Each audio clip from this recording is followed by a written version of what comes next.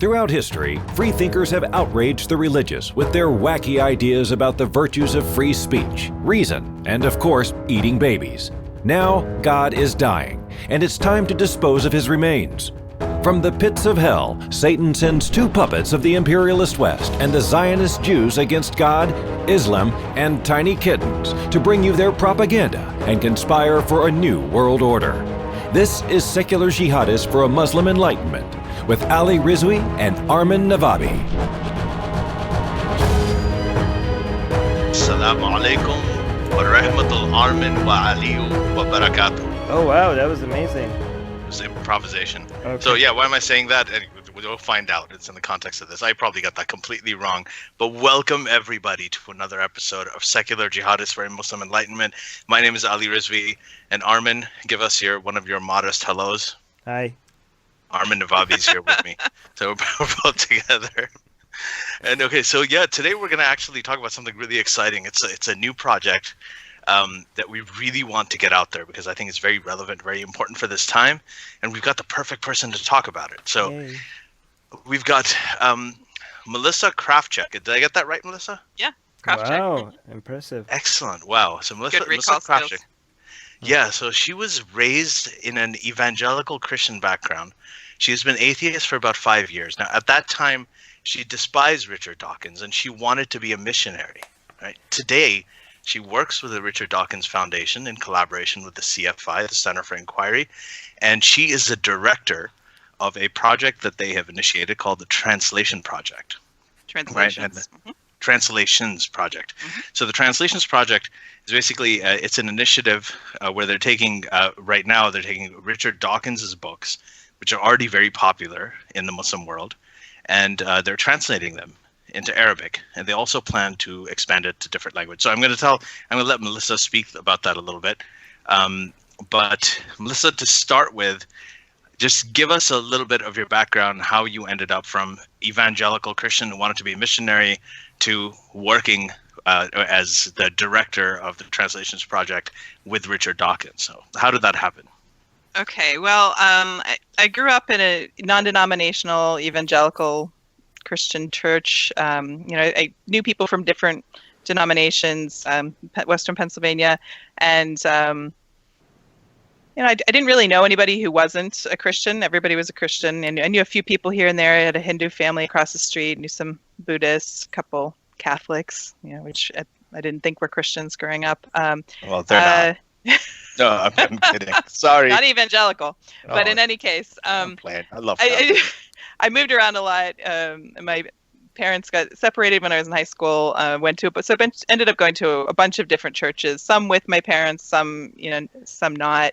Heard a lot of different stuff. When I went away to college, I went to Rensselaer Polytechnic Institute, which is engineering and science and tech, and there was a Baptist church nearby that really catered to the college students. They were good people. They really wanted to make you feel at home, and they took care of us. It was like a youth group. They're fantastic. But that was probably where I got into the most kind of fundamentalist, heavy, hardcore Baptist ideas.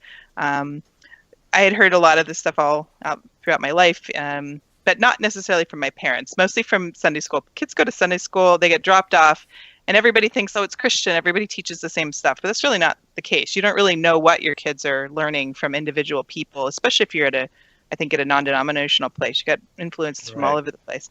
But, so I kind of thought through my life, but definitely in college, someone who's an atheist, a non-believer, has no capacity for goodness. You can't be good without God. Wow. It's like the worst. It's like, blasphemy. I was involved with InterVarsity, which has done some great things, but also, some very, very conservative things. I went to conferences, Urbana in Illinois. It's a big one. And I don't remember exactly where, though Urbana might have been it, being taught, apologetics classes, how to defend the faith. That was a big thing when I was in college. And a lot of teachings, people like Richard Dawkins just absolutely demonized. He was, almost as bad as the devil. He was a tool of Satan. He was a horrible person. destined for hell and trying to drag us all down. He was just, I didn't know anything about him except, just little angry clips or blurbs. I don't even know if there were video clips at that point. It was just 20 some years ago. But, little pieces, just negative things, all used to build an idea that, we're fighting against, spiritual powers. And, I really believe that, this was a battle, this is a war, spiritual warfare. And Richard was just horrible. He was like the guy that was leading everybody away. He was an enemy. That was what I was taught. That's what I believed. He was an enemy. So Go one ahead, Armin. question, isn't that a good sign though? Because if they're talking about atheists like Richard Dawkins, that means that they see it as a threat, and if they see it as a threat, that means that we're making a lot of progress, right? Because if they were only, for example, talking about Muslims or other people, like they would be like, so we're not even on anyone's radar. So whenever they are fear-mongering against atheists, I usually see that as a good sign.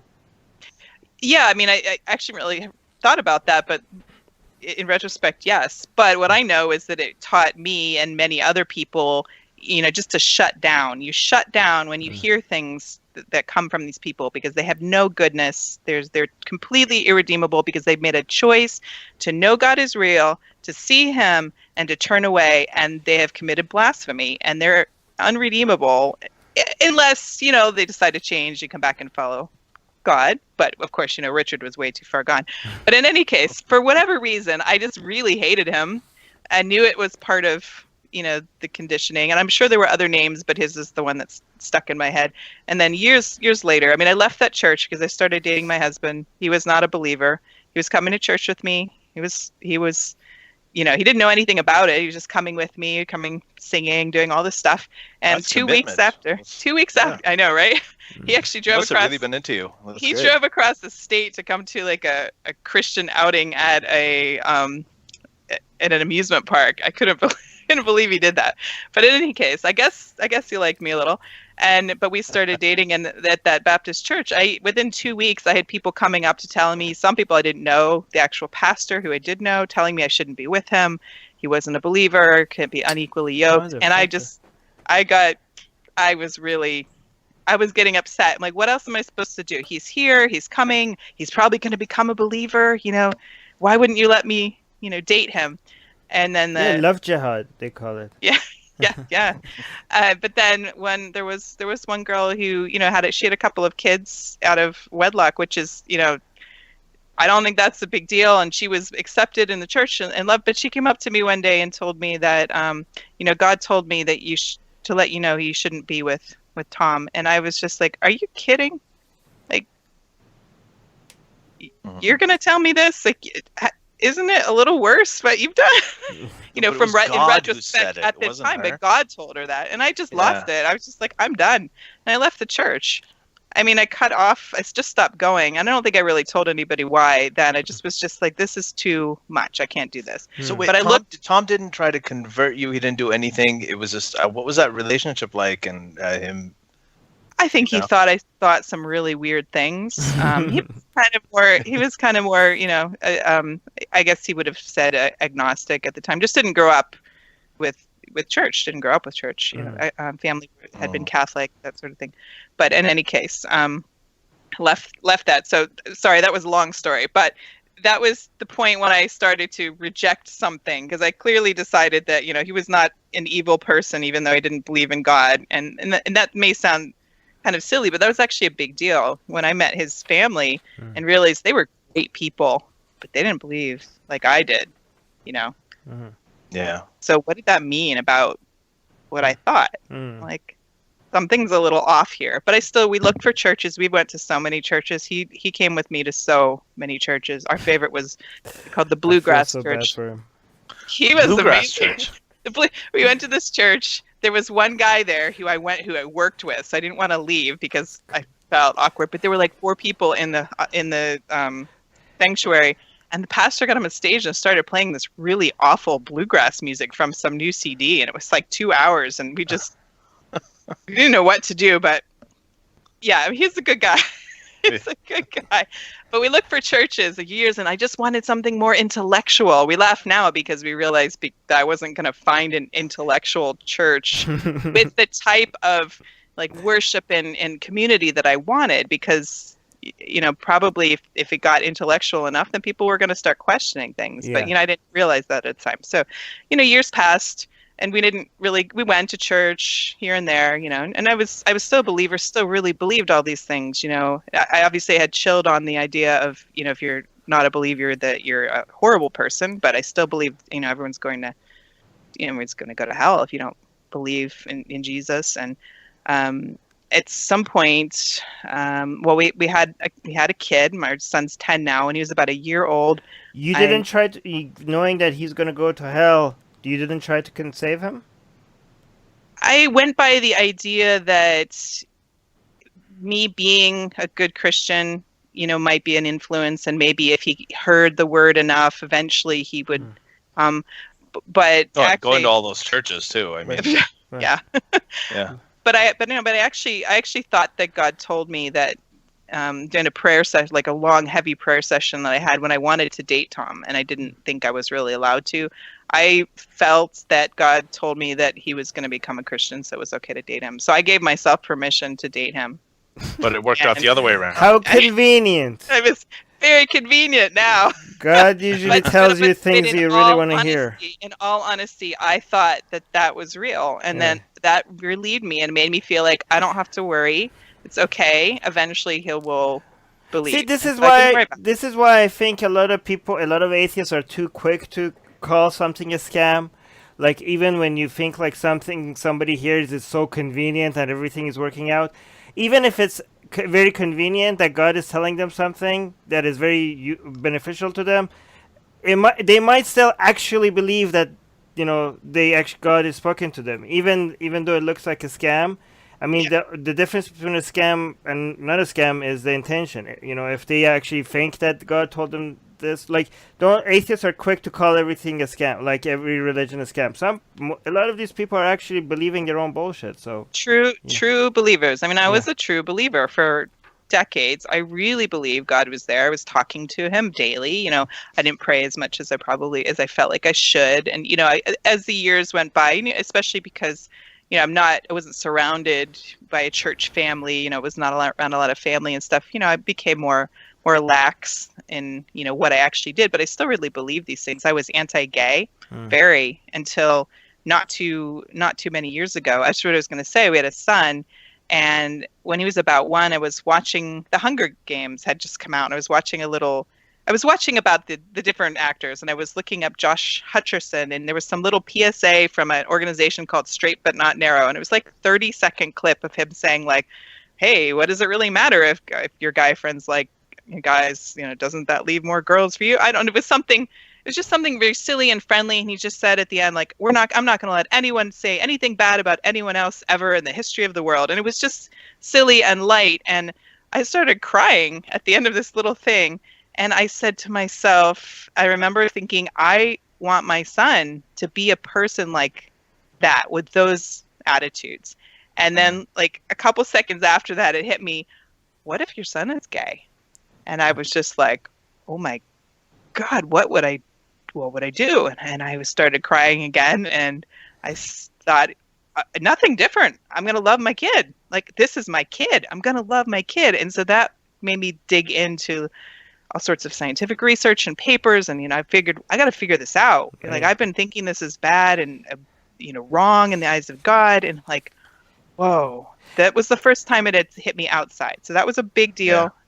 And then about a year later, go ahead. This goes, I know it's anecdotal, but it's just an example of something I believe, that it's the sympathy that goes before the logic, right? Like when we try to convince people out of religion or anything else, is you have to actually lead with the sympathy and the caring before they go find the logic behind why the thing. The compassion. Yeah, compassion, yes. Or kindness, or whatever. I don't know, whatever you want to call it. I mean, I always had gay friends. I had gay family members. I didn't have any problem with people, but I had a problem. I was stuck because God said it was bad. And Yeah. I was kind of forced to think it was bad, even though I couldn't see how it could possibly be. But how do you get around God is God, and everything is defined by God, and you're kind of stuck in trying to make the feelings of like these people can't be horrible people. It doesn't seem like they're picking this, and you know, but I realized when I started reading that there's so much research out there that I just never had access to. I didn't even know it existed. All this stuff that I just was missing, all this science, and not just about like sexuality and gender or any of that, but that really made me dig, and I was furious, absolutely furious, angry for weeks, because every article I found, I'm like, for 20 years we've known this, and I didn't. Wait, No. Melissa, you got cut. Did you hear me? Yeah. Yeah, we good. can you go for it? Go for it. go 30 seconds back? You said for 20 years. Okay, so yeah. for 20 years they've known, you know, XYZ, and I didn't know that, and why don't we know this, and everybody's lying to us, and I was furious at the pastors and the teachers, and then I realized, you know, they didn't know this either. People really believe this. They really believe, you know, I've talked to a friend recently, you know, gay people are choosing a sinful lifestyle. I don't want my kid to learn about this in school because then they might think that it's okay to choose that lifestyle. And I was like, all right, I get where you're coming from, because I used to think that, but you know, but it's an actual, real, solid belief, and it's because that's all we knew. So that was a big thing for me. I actually became an affirming Christian, you know, and I've decided I would never go to a church again if it wasn't a fully LGBTQ affirming church. That was a huge deal, but I was still a believer. Yeah, Armin. I just want to add a quick note. I know that was just part of like you just researching it, but I don't like the argument that being gay is not a choice, so therefore it's okay, because I always like, wait, even if it was a choice, it was still okay, right? Like because I just want to focus. I really think that we should always look for the harm, right? No, it's a very simple rule when it comes to what's right or wrong. No, if there's no harm, it's not wrong. It's as just simple as that. So I just think like, oh, being gay is not a choice, so it's okay. I was like, well, it would still be okay if it was a choice. It would still be okay, Yeah. but you have to think. But from the perspective I was coming from, Right. people were choosing to be doing something sinful against God. So that's where the choice part comes in. Yeah, I totally agree with you as far as the other part, but that was where I was at the time. So that was a big deal. That made me shift away into, like I said, I decided I was not going to attend a church again unless they were, you know, LGBTQ affirming. And I called around, I couldn't find any place. I was really frustrated, and it just made me angry. But that was a big thing to change, because first of all, and I didn't mention that like 10 years before that, I read, I know it's up here somewhere, but it's Finding Darwin's God by Kenneth Miller.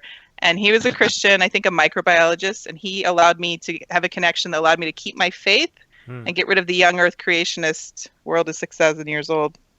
A la Ken Ham kind of. Right. So you Kent believe Hovind. you believe the world was 6,000 years old? I was a young my earth God. creationist. I was a full on but in college, kind of close to almost, you know, fundamentalist in some of my beliefs. But I shifted away. I realized that, okay, first of all, evolution is actually for real. Secondly, okay, this whole thing about treating gay people badly is bullshit. And Wait, did they actually tell you to treat them badly? Or like, didn't they teach you to not love my the sinner? not my family, not a lot of my churches, but I definitely ran into that idea. I mean, there's some really hateful people, really hateful ideas, and you know, I didn't think like that, but I just didn't know how to negotiate it. Yeah. But I don't know what made me pick it out. I feel like I heard about it on the radio, but I can't imagine what radio I would listen to that would have made me go download Dan Barker's Godless. I have no idea why yeah. I So got this book. that was your first atheist book? That was my first atheist book. I had a friend who for years was trying to get me to read stuff that would go against my faith. She was trying to get me to read God is Not was it God is not good? I can't remember. Hitchens. God is not. God is not great. Yeah, God is not great. And I How was like, religion no. poisons everything. And she's like, if your faith is so strong, you should be able to read something that challenges it, and you'll come out still believing. And I was just like, no, I'm not going to read anything by those horrible, that horrible man. I didn't really know who he was, but I knew he was an atheist, so he was bad. So wait, this was when you were still a Christian. Yeah, but which version of Christian? This was probably like 15 years ago. She started telling me about that. I kept that in my mind, and I think I remember when I got this book by Dan Barker. I think I really, like I said, I don't know what made me think to get it, but it was my Kindle. I got a Kindle. And if I didn't have a Kindle, I would have never purchased it. I would have never gotten into me. So I got a Kindle. It was downloaded it.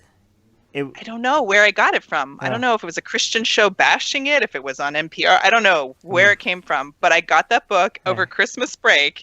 Let me tell you, it was the most depressing Christmas ever. Why? Because I read that book quietly without telling Tom or anybody. Nobody knew. I just sucked it down. And as I went through, he just demolished everything that I thought and that I believed. And his background was very similar. The things he thought as he grew up. He was a pastor. I mean, Dan Barker was a pastor. And he was an evangelical pastor. And all this stuff he struggles. He went through. I was like, oh my God. And I got to the end of the book and I put down my Kindle and I just said to myself, and I said it out loud, I was like, everything I have ever believed is a lie or not. I don't know what word I used, but that was the feeling. I just still remember that feeling of just being like, oh my God, what is going on? Everything just broke and I did not know what to do. It was Christmas. It was horrible. What am I doing? And I didn't tell anybody for months. I had some major fight with my husband, and finally it came out that I had read this book, and I screamed at him, everything I believe is wrong, and he was like, what? But so I had a massive crisis, and I did not know what to do. But then why did you have a crisis? What was wrong with? Because I was just like, well, this is one person. It seems like he's just demolished everything, but how can that be? I mean, how can I let all of these years of everything go? I know God is real. I feel him. I've been talking to him. I had all this stuff that said, no, he's there, but it couldn't be right if the things he was saying were right. I don't know what to do. So I got online. I found Rachel Held Evans, who recently passed away, and it was very, very sad. She's only in her 30s. And but I found her. She'd written a book called Evolving in Monkey Town, which has changed to something else now. And I found her website, and she started.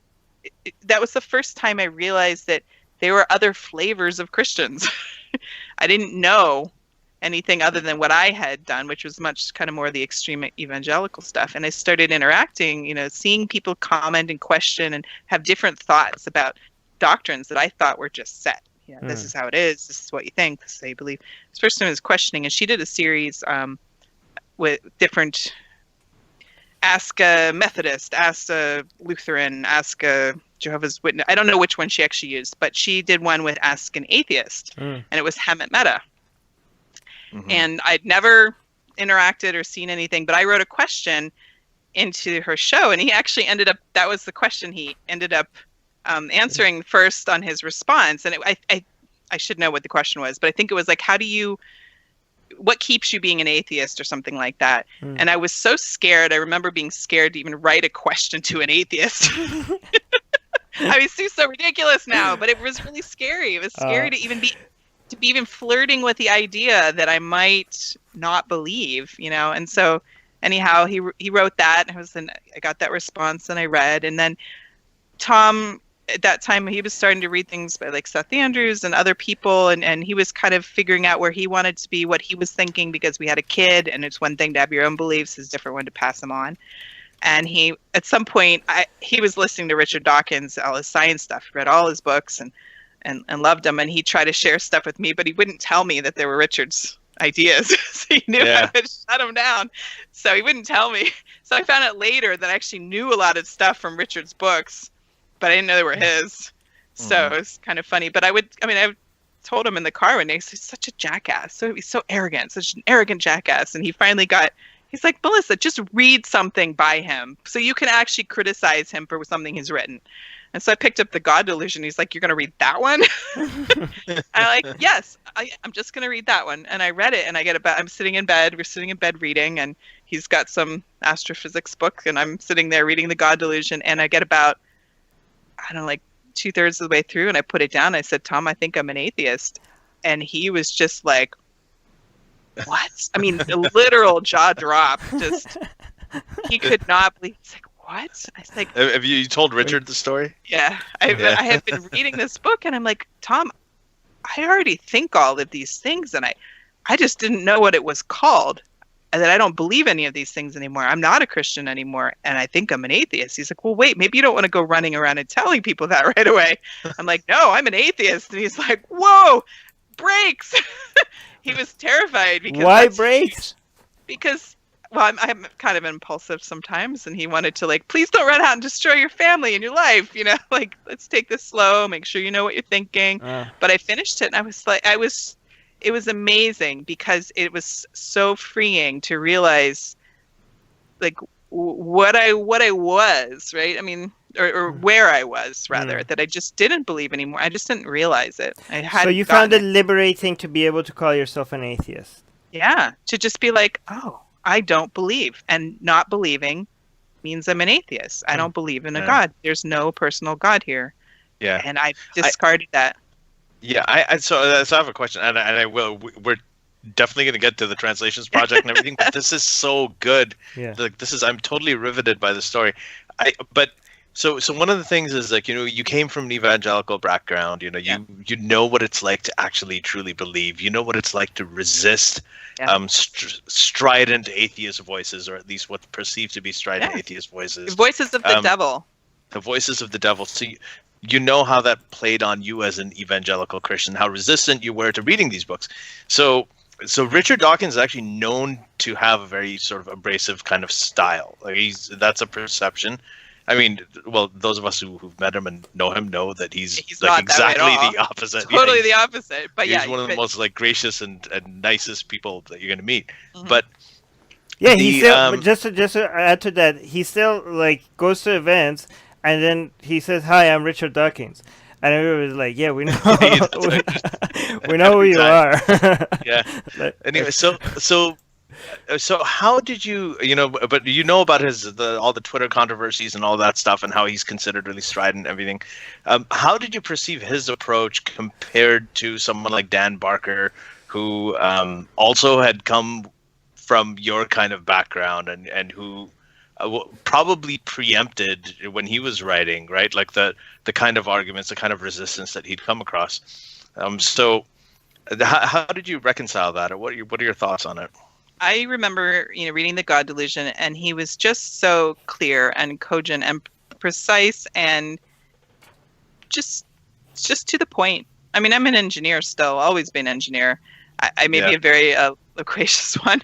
I have a lot of words, but I really appreciated just how he just lays things out. And what he says, even the most complicated things, he can make very understandable. He's just very clear. He uses words exactly like what they mean. He like goes by dictionary definitions of words, and he's very precise, and I really liked his style. And I remember when I first started reading, that annoyed me because I'm like, oh, I'm not supposed to like him. He's a phenomenal writer. He was such a good writer, and it was just very clear. I mean, it's a totally different kind of book than Dan Barker's. Dan's was the one that like demolished everything that I thought and my feelings, and then Richard's was just explaining and do you think it was good that you started with Dan and then went to Richard?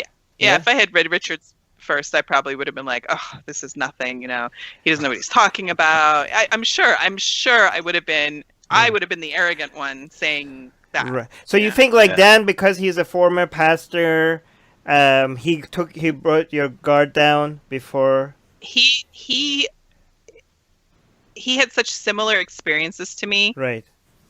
I mean, obviously I wasn't a pastor, but everything he talked about, all the things like going out and evangelizing and trying to win people over, in the streets or the mall. I mean, I did that stuff. I wasn't good at it and I hated doing it, but I did it. We all did it as youth groups in various times and in college and in just his what he went through and the questions he had and the depth of the questions he had, which maybe were not as deep as I wish I had more questions when I was growing up. But with him, with that book, it just every step he went through, I felt like he just took another layer away. He just peeled away all the things that were propping me up, and I got to the end and I was like, there's nothing left. I've got nothing here. And then Richard just kind of explained how you could think and think for yourself and look at the world in a different way that just didn't have God as the center. And I was just... So Dan broke it down, and Richard kind of replaced it with something else. That's great. Just the idea of humanism. And, I've been a lifelong Star Trek fan. My dad got me involved in Star Trek when I was little. I mean, actually behind me, I don't know if you can see, but there are some, down below, there are like 350 Star Trek novels on my bookshelf that we've moved cross country. But I mean, Gene Roddenberry was a humanist, and I didn't know that the entire time I was growing up evangelical, I was being fed humanism through Star Trek, which I loved all the time. And I think I'm really grateful for that, because I feel like a lot of the things I learned from those shows and those books were in conflict with what I was learning in reality, what was supposed to be real. And I like those better, everybody was treated well. Everybody was equal, and I realize, now I watch. Also, there's no religion. There's no religion. Yeah. Except in maybe some of the worlds or whatever. But inferior worlds. It feels almost like there was Star Trek, and then the Dan Barker book came in, then the Dawkins book came in, and everything, it just sort of aligned like almost like it's a divine thing that made you an atheist. I know, it's funny. It's almost revelatory. This book, though, because I'm going to say the Finding Darwin's God, and Richard's told me he recommends this book to people who are young Earth creationists. I don't know how many read it, but if I had not been able to let go of that, I don't know if I would have ever let go of anything else. But Tom, we'd have arguments about evolution or whatever. I'd see a spider's web, and he'd say like, "Oh, look at this! Isn't it amazing that the spiders developed to do this?" And I'd be like, "Yeah, God's amazing." And he'd be like, "Oh my God, Melissa." But I got tired of never winning the arguments, and I started reading about evolution because I couldn't win the arguments with him. Yeah, and a recommendation for people out there who are wondering about that, who look at a spider web and say, "Oh wow, God's amazing."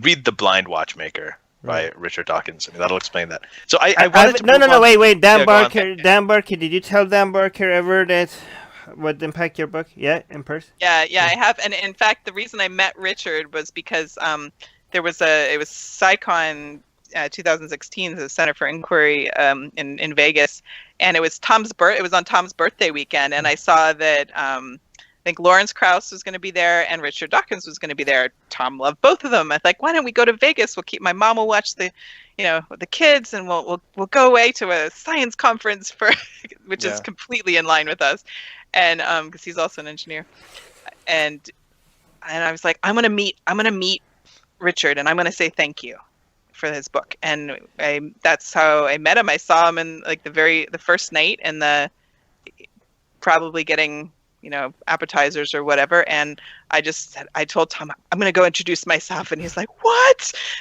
And he watches his wife made up and like stick her hand out, and I told Richard, I said, I just want to thank you for writing the God Delusion, because without that book I wouldn't be the atheist that I am today, because I wouldn't have known it. And he just gave me the biggest smile and just said thank you, and he was so nice.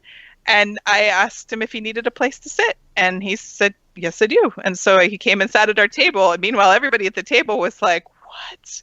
And Tom was like, you just brought Richard Dawkins to sit at our table? And he was just so nice. And then we started talking. By the way, throughout the just a note here. If you get a different experience, it really depends on how much. Like sometimes he's been traveling a lot and he's really tired. Like, so you might not get the same experience if you just walk to him, right? No, I think it was just exactly the right moment. Nothing had been going on. It had not been a busy day. I think he had just come in. I just caught him at just the right time. And, and I said something that made him smile, and he was glad to hear it. And then because because I frustrated him a couple of times, and he doesn't hold back when you're frustrating him. No. No, I've seen that aspect too, but but that's how I ended up meeting Richard. But I was, and then I did get to meet Dan later too at Logical LA. I think it was 2017. I helped with that conference in California, and I got to meet him there too and tell him.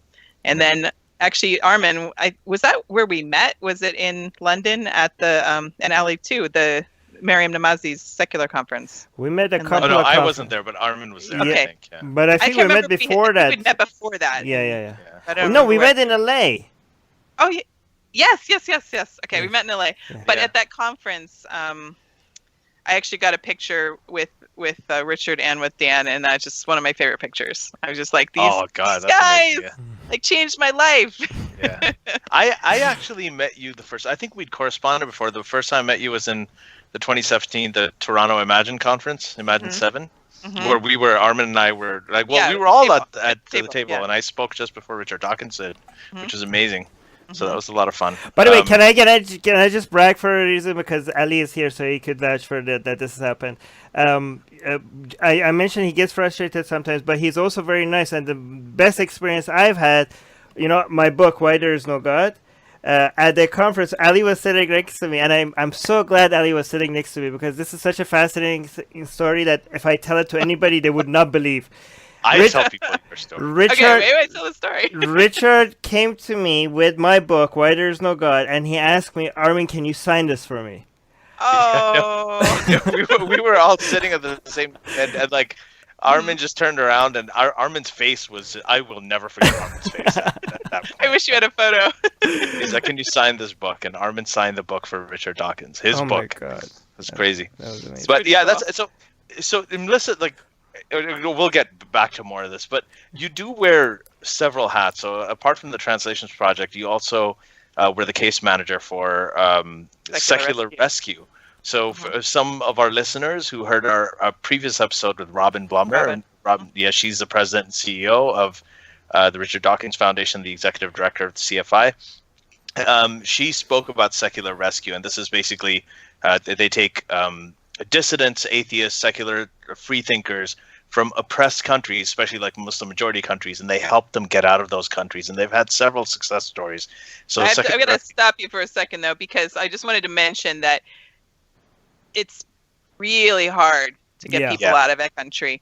And the idea that people have is that we can go in and just go pluck from one place and pop to another. And even in just like the last 2 years, I've been volunteering in this area and now working with Secular Rescue. It is changing, and it is becoming nearly impossible to leave places. And we're having to focus more on getting people out of immediate danger and into situations that are sustainable. Yeah. So I just wanted to do, just to make sure that people realize. Actually, this is what you're saying is so important, because we get so many messages of people asking us, Get me out. Get me out of here. And they're not even in, like, we already have so many people that are in immediate danger. We're not talking about potential danger. We're not talking about death threats.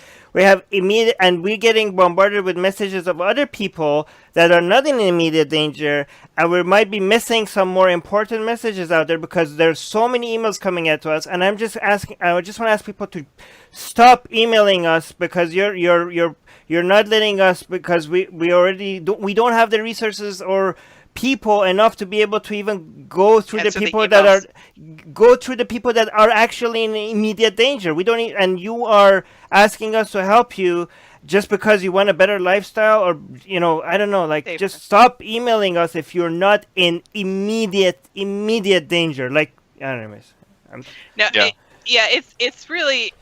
It's really hard. So, Ali, I mean, what you're saying is we're trying to, in some cases, we do need to try to get people out of a country, because sometimes there is no safety, especially for the more well-known bloggers and activists. And Secular Rescue is really intended for, secular activists that are in trouble because of their activism. And so bloggers, publishers, people that are well known, but there's a range of, what does activism mean in one country versus another? And it really depends on the circumstances. Like it's a really hard thing to figure out. We have to kind of evaluate what people are doing. Why are they in trouble? What is the trouble? How severe is it? Can we help you get to another place where you live and, just help you, just change things a little bit. Right.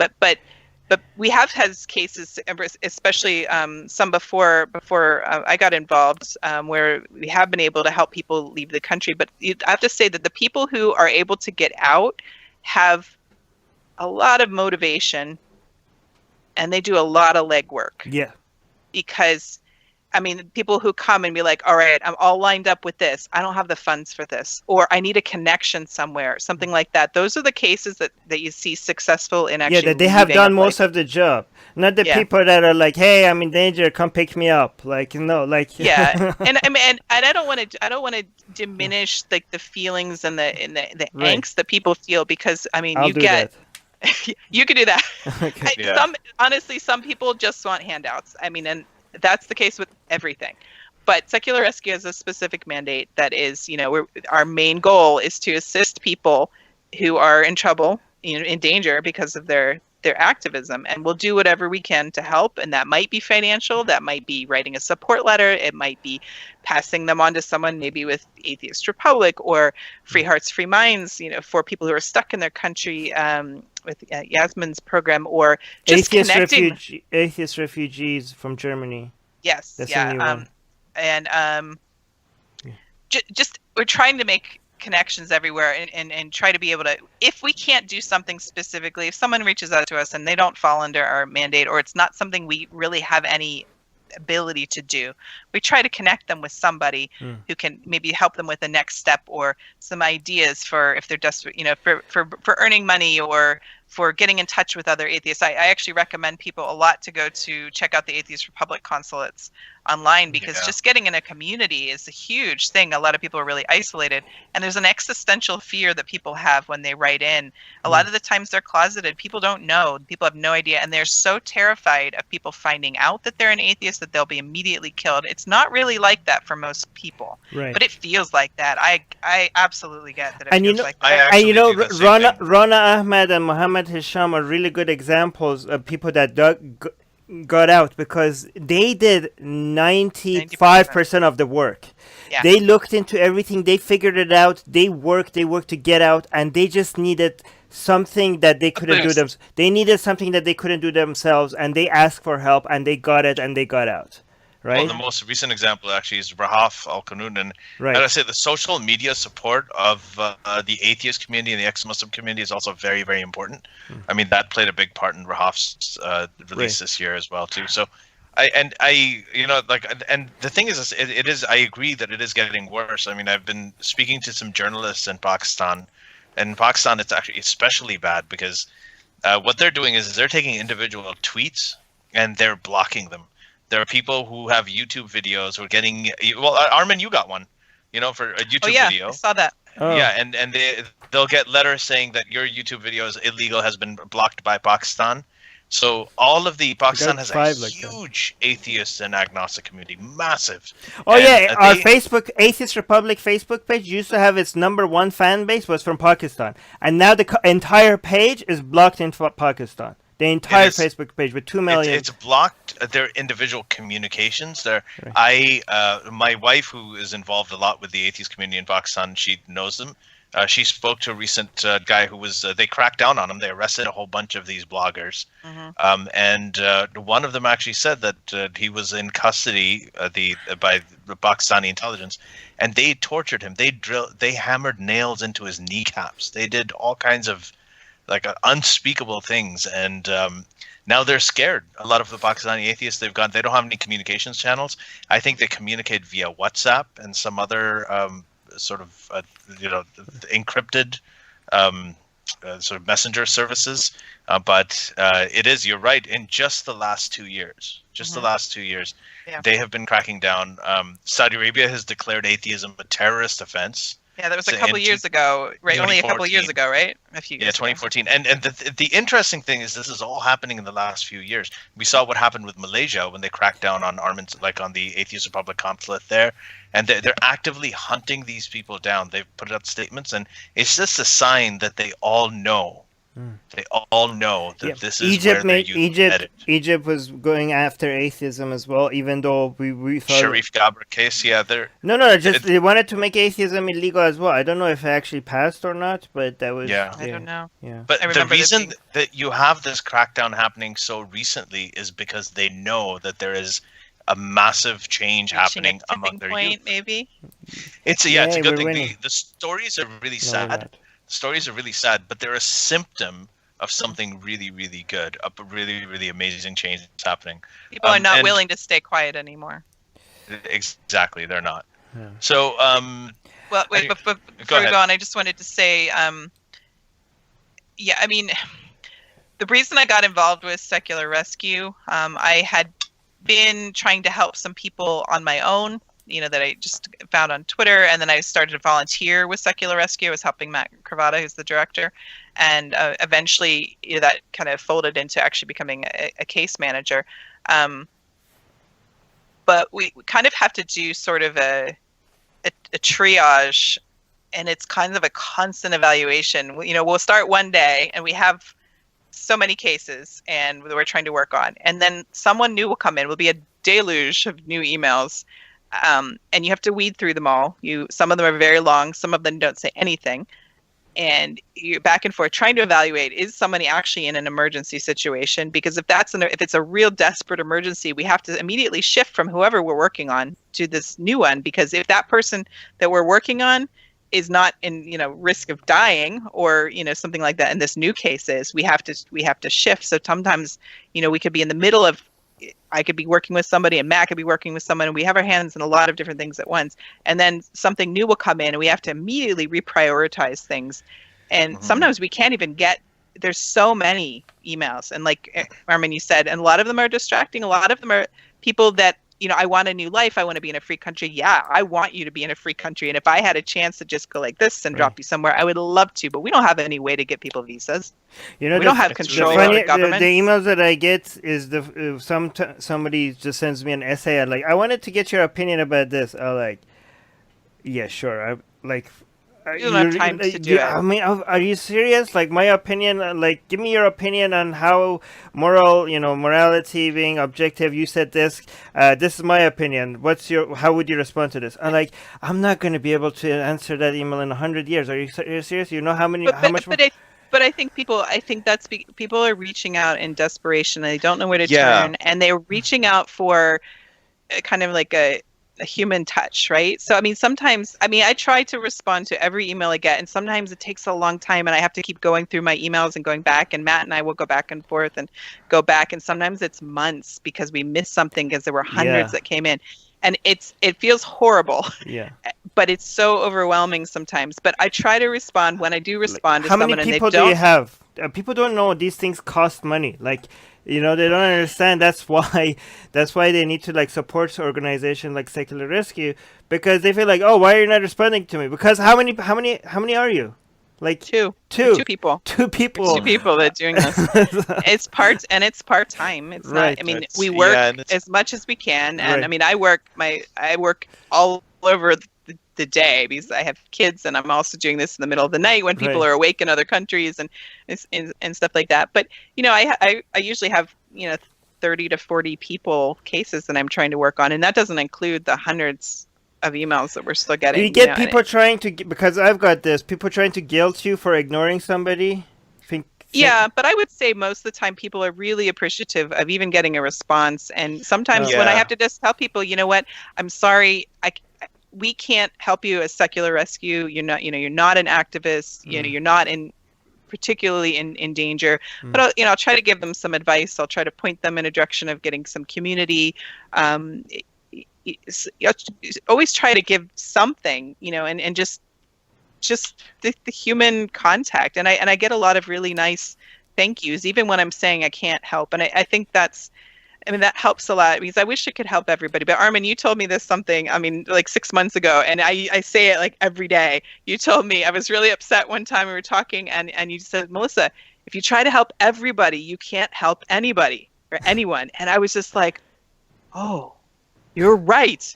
And I have to think about that every day because I want to help everybody, but I can't. Right. Because if I spread myself too thin, if we look at too many people at once, nothing happens it just slows everything down. And, Right. that's something Matt and I are always trying to do is trying to make things happen in the emergency cases. And then we can look at the next tier down and then, below that.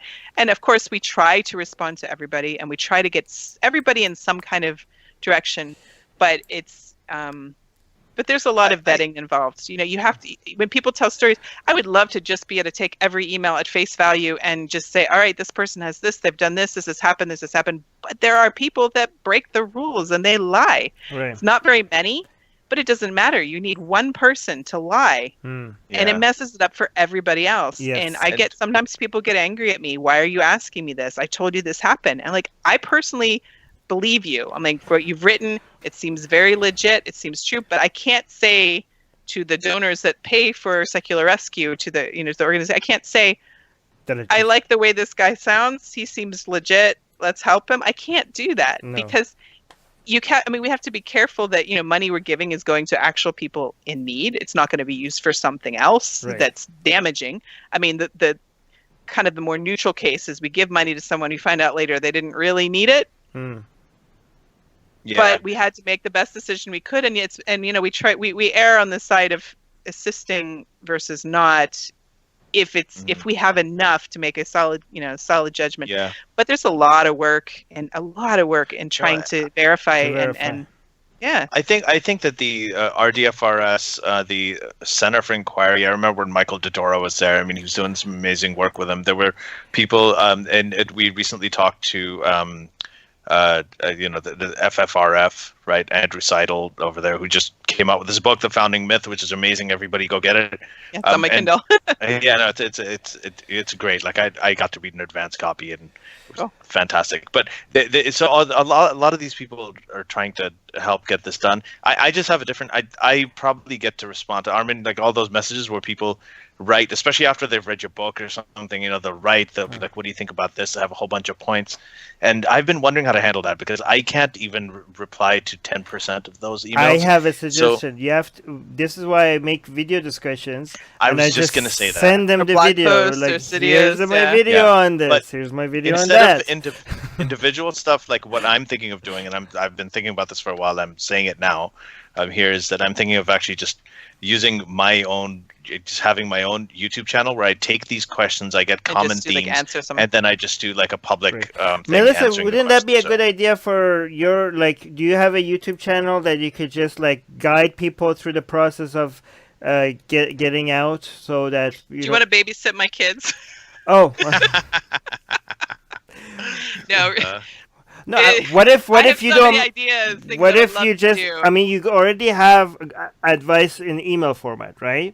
Mm-hmm. What if you ask your community for volunteers, so somebody could come and send them the instructions. It's like, can you turn this into a script, and then send the script to somebody else, so it's not you doing it because you already are like.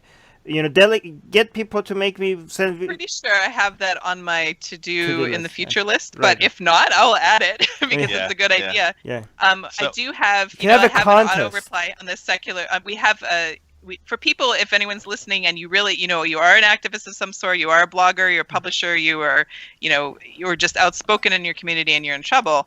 We have an email address and it's help@secular-rescue.org. And I do have an auto reply email that goes out to everybody. And sometimes you'll get more than once if you email more than once. But it basically says, expect to wait a while.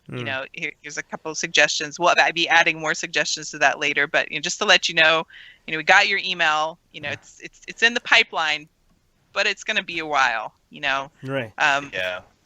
I think Secular Rescue at one point should have. Does it have its own YouTube channel?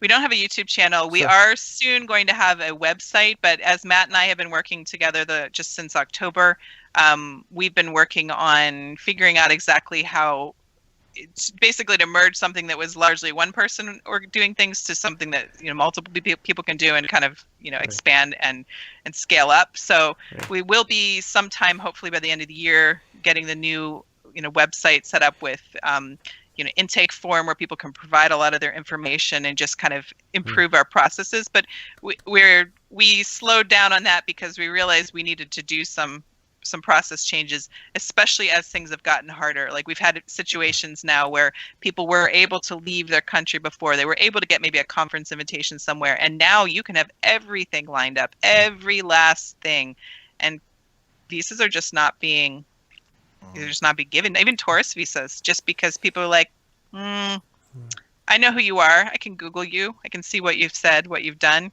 You're not going to come back. Yeah, they just won't and a lot of this sort of like anti-refugee sentiment is also a lot. It's dinging. Well, Ali, we need to get into the translation. Translations project. I've been trying to, but this is. I mean, first of all, this is great. This is not an issue. I'm not complaining, but I've been trying to cut in. But these projects dovetail for me, which is partly why I ended up transitioning into the director position for the translations project. I mean, I knew about this project. I'd heard about it, and then it was going to be launching. Jana Linzova was the director before me, and she laid all of the groundwork. She, basically Richard and CFI and the Richard Dawkins Foundation for Reason and Science. Richard has been really happy to find, that there are so many bootleg copies or translations of his books out in the world, and how many times they've been downloaded. And I think one copy of the God Delusion is, it's in the millions, and a lot of them in Saudi. By about 13 million copies downloaded in Saudi Arabia at last count. Yeah, and so and that was a while ago. So it's just so many, and he was just floored by this, I think, and he's giving his books away. Some of them already translated. The books working on right now: Magic of Reality, River Out of Eden, The Blind Watchmaker, The God Delusion, and Selfish.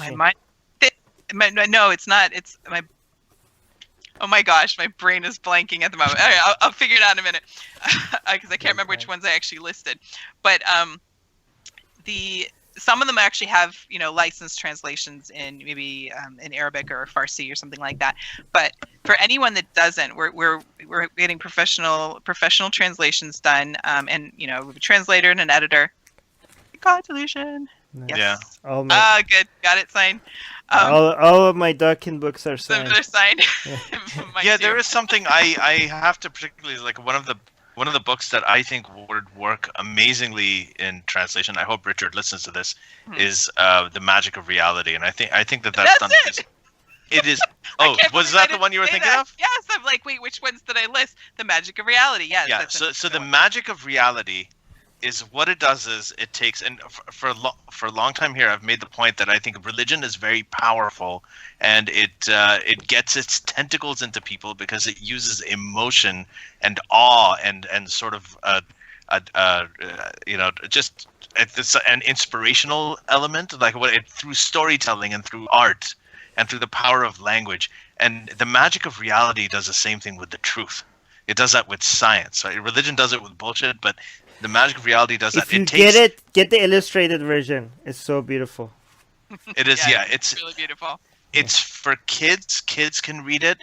It's good for grown-ups too. It's good for adults. Yeah. It is and I think that when it comes to if you're talking about translation, especially in a lot of these languages, especially for people from religious backgrounds who like storytelling, who like learning about history, I remember especially people in Muslim majority countries, and a lot of it is about, we talk about history, what happened, how all the stories in history. So this basically does the same thing with truth, and it is just so, it brings it's so awe-inspiring. It's like what Carl Sagan used to do.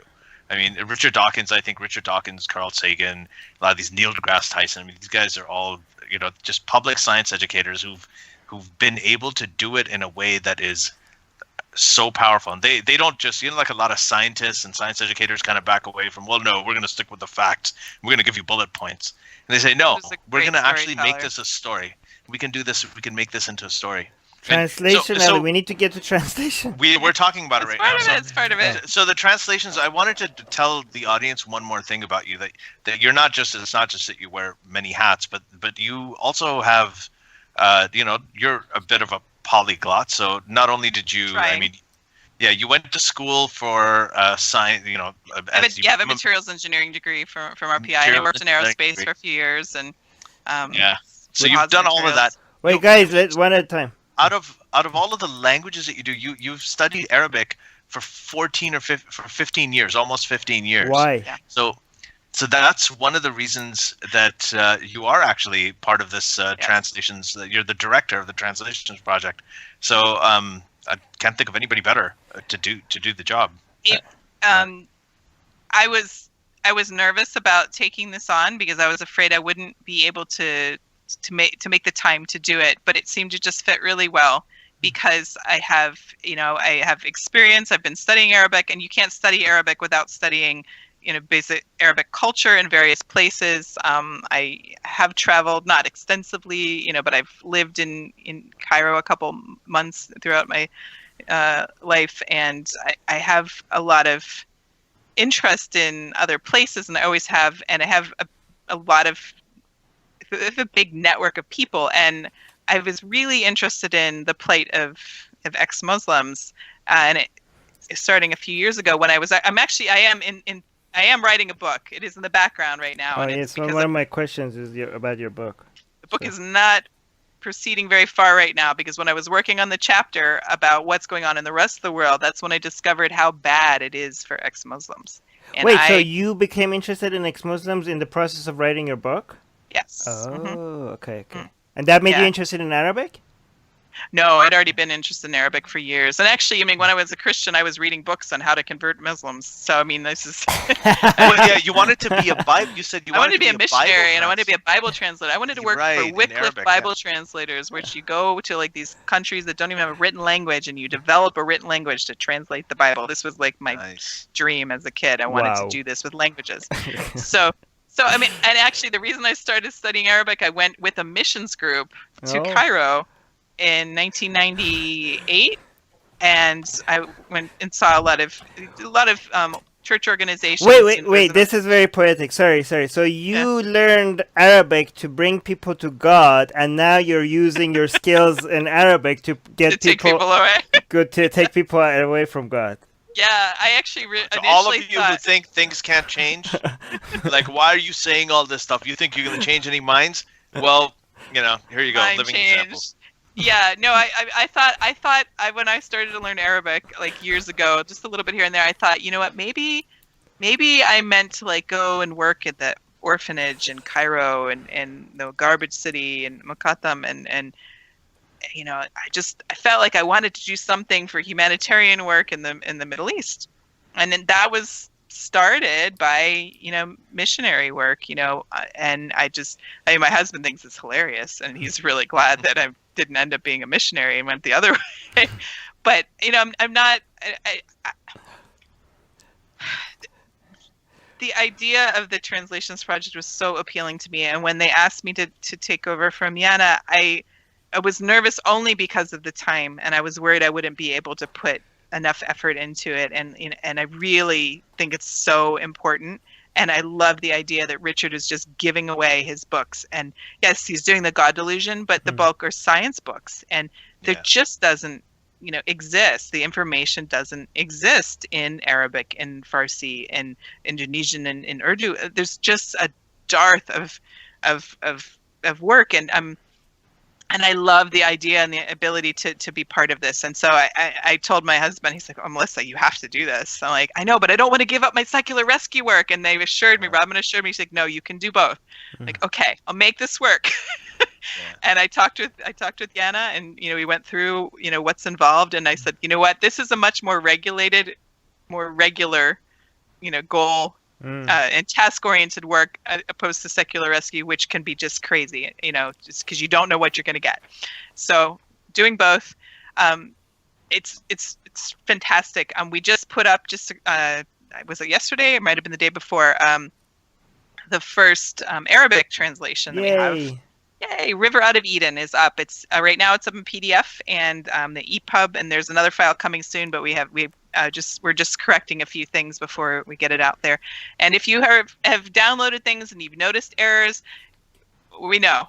So we'll fix them. It just takes a little time. Yeah, somebody translated my book to Arabic, and some people, I was gonna put it out, and some people said, like, oh, there has some errors in it, and I knew if I wanted to fix this, it will take years before we actually put it out. And I was like, I'd rather just put out the free version of with errors. And I know some people are going to come and complain, or like, oh, this is not grammatically. It's fine. It's better than nothing. So I just put I could put an edited version one day out where it's perfect. But right now I have a error, Right. So. And then that's, I mean, with the translations project, we have, if it's a book that hasn't been translated and we couldn't find it, a decent version anywhere, then, we were having a translator, professional translator doing the initial translation. It then gets completely reviewed and edited by another translator. Who edits the whole book. And then if there are, disagreements about things, they can go back and forth and we'll make changes. Sometimes there's terminology things. One person will suggest, well, why did you use this? And the other person will explain, well, I'm using this because of the background here, and this is why this word is. And a lot of the words are going to be, in a lot of cases, you're kind of having to almost coin new words sometimes, because it's just. But I think that might slow things down. It does slow things down. Because I think we could get a lot of more books out there if we're not obsessed about making it 100% correct. Because it's interesting, because a lot of people, Arabic speaking people that are complaining about my Arabic book, other people are saying like, yeah, I see these errors, but I get it. I understand what it's saying. Even with the errors, I can understand the meaning. And I think going for perfection is really a bad idea when it comes to getting more content out there. Well, I don't think in this case, it's aimed for professional level translation. Right. So, in some cases, we may have taken someone who did it as a labor of love. Right. If we can, identify them, then we try to work with that. But a lot of them are just being freshly translated from the start. But we do use professional translators and professional editors. And we'll take, if we have actual errors, then eventually we'll try to get those corrected. But if it's people just objecting, I would have used this term instead of this term. Translation is an art. Right. It is, I think most of us realize, everybody will express it differently. I do a little translation myself. I translate from Arabic into English, and you can take the same passage and make it say exactly the same thing with a completely different style just by changing your word choice. It keeps the meaning, but the tone, the way it sounds, and we're trying ideally to have it follow Richard's tone and what he's trying to say, and that's part of the role of translators, is to not just change the words, but to retain the book, the actual the information and all the ways that it's done. So with the rest of the books that we're currently slated to do, they're on the way. I actually have a couple of notices in my inbox. So they're moving on to the next step, and we should actually have the God Delusion in Arabic out pretty soon. I want to give it an exact date yet because I don't know it. Wait, wasn't the God Delusion that was out? This is a more professional. That was an unofficial. This is an official. This is a more professional version of it. Actually, yes, we're actually using that one with the permission of that translator, and we're working with him. Which is very kind of you, because he didn't ask for permission for translating it to begin with, but that's nice. It's true, but they can't. No, I know. No, Ali, I was just joking. The people that translated my book, they never asked for permission, and I'm so grateful to them. I'm so grateful that they did. Please do. Well, By the way, anybody in the world wants to translate me or Ali's book in any language, you don't need permission from us. Go ahead and do it. Okay, bye. Yeah. But yeah, so that will be out, and that will have his name on it, because he wants to claim it. That's one thing with our translations. I'm offering now the option for people who feel comfortable with their name on these books to have some credit out there. Probably it'll end up on the website rather than the downloadable copies, because if something changes, we'd like to be able to remove it quickly if necessary. Okay. But some people are in a situation where they can be open about, yes, I translated this book, and so that'll end up there.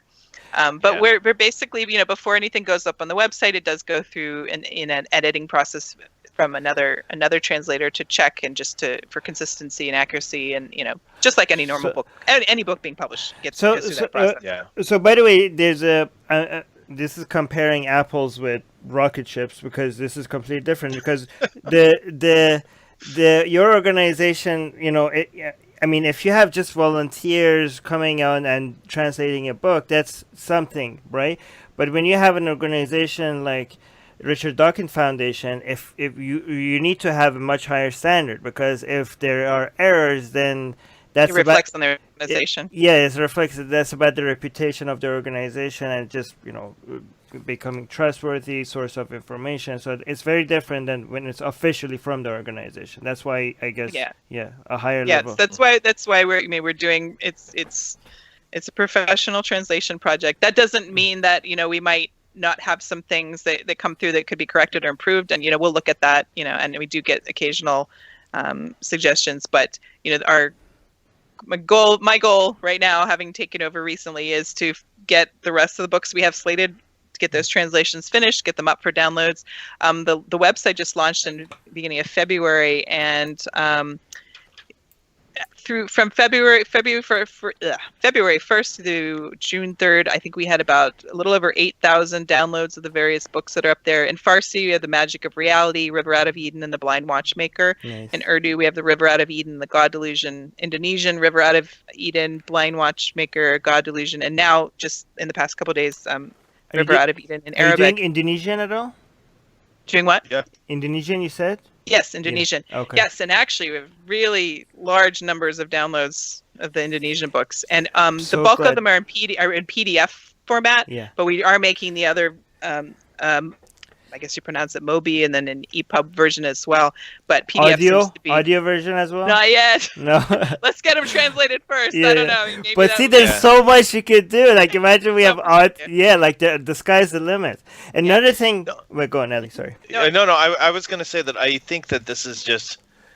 This is the power of the internet, and I know I've said this here many times before, but I'm going to say it again. I'm going to quote the great Mariam Namazi, who said that the internet is doing today to Islam what the printing press did in the past to Christianity. And this is just the kind of thing, I mean, you couldn't go into bookstores and get these things. It was very easy to ban the satanic verses, ban this book, ban that book.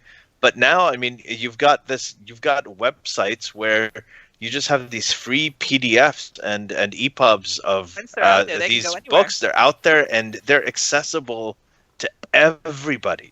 Everybody can get them in all of these Muslim majority countries and these Arab countries. I mean, it's just absolutely incredible. And I was just thinking about this, Armin, when you're saying, oh, what about audiobooks? What about this? What about online book clubs? Online book discussions? Oh, by the way, the biggest atheist book club right now is Atheist Republic's book club. So go search for that. Yeah, search for that. I didn't even know you guys had a book club. Okay, just adding another thing to my list of things to check out. Well, now you're going to have book clubs in these multiple languages. You have more organization. You have more exchange of ideas. I mean, this is absolutely. I mean, I grew up in Saudi Arabia, right? When I was there, and that time before the internet, this stuff was just unimaginable. I mean, the scale at which this is happening, the potential for the kind of access that youth have over there to these things, it is just absolutely mind-blowing. It's amazing, and I just congratulations and kudos to you for being at the forefront of it all. I think it's fantastic. I love it. This is like, I wish I was able to be one of the translators. I wish I was at that level. I was studying to become a translator. I didn't quite get there. I had a second kid, kind of derailed a little bit, but I'm so excited to be translation adjacent. Right. Yeah. Just to be out facilitating something like this, it's amazing. And before I took over from Yana as director, I was also aware of Ideas Beyond Borders and their translation program, the House of Wisdom 2.0, Beit al-Hikmah 2.0, and I have been so excited to see what they're doing at the same time translating Wikipedia pages. All the Wikipedia pages about evolution, I think, are up in Arabic now. I think they're moving into Farsi as well. They've books that they're translating. They have, it's just, they're a much bigger program with a different scope than the translations project, but the goal is compatible. We're going in the same direction. It's all about getting knowledge, science and other knowledge in the hands of people that don't have access. You had what? Yeah, one of the questions here from one of our patrons, George Kordahi, was exactly about this. He said, so there's both Ideas Beyond Borders and your translations project. Do you cooperate, you work together, or do you compete? We're not competing. We're not working together. I think at this point, I mean, it's still kind of early for them and it's early for me. And like I said, I've just stepped into the, to the position. But, I talk about their stuff. They talk about our stuff. Right. We're all kind of on the same team with this, is getting the books out there, getting the knowledge out there, getting the information out there. And having Richard Dawkins' books out there is, a great boon to scientific literacy. There's enough things to do that you don't need to do the same things.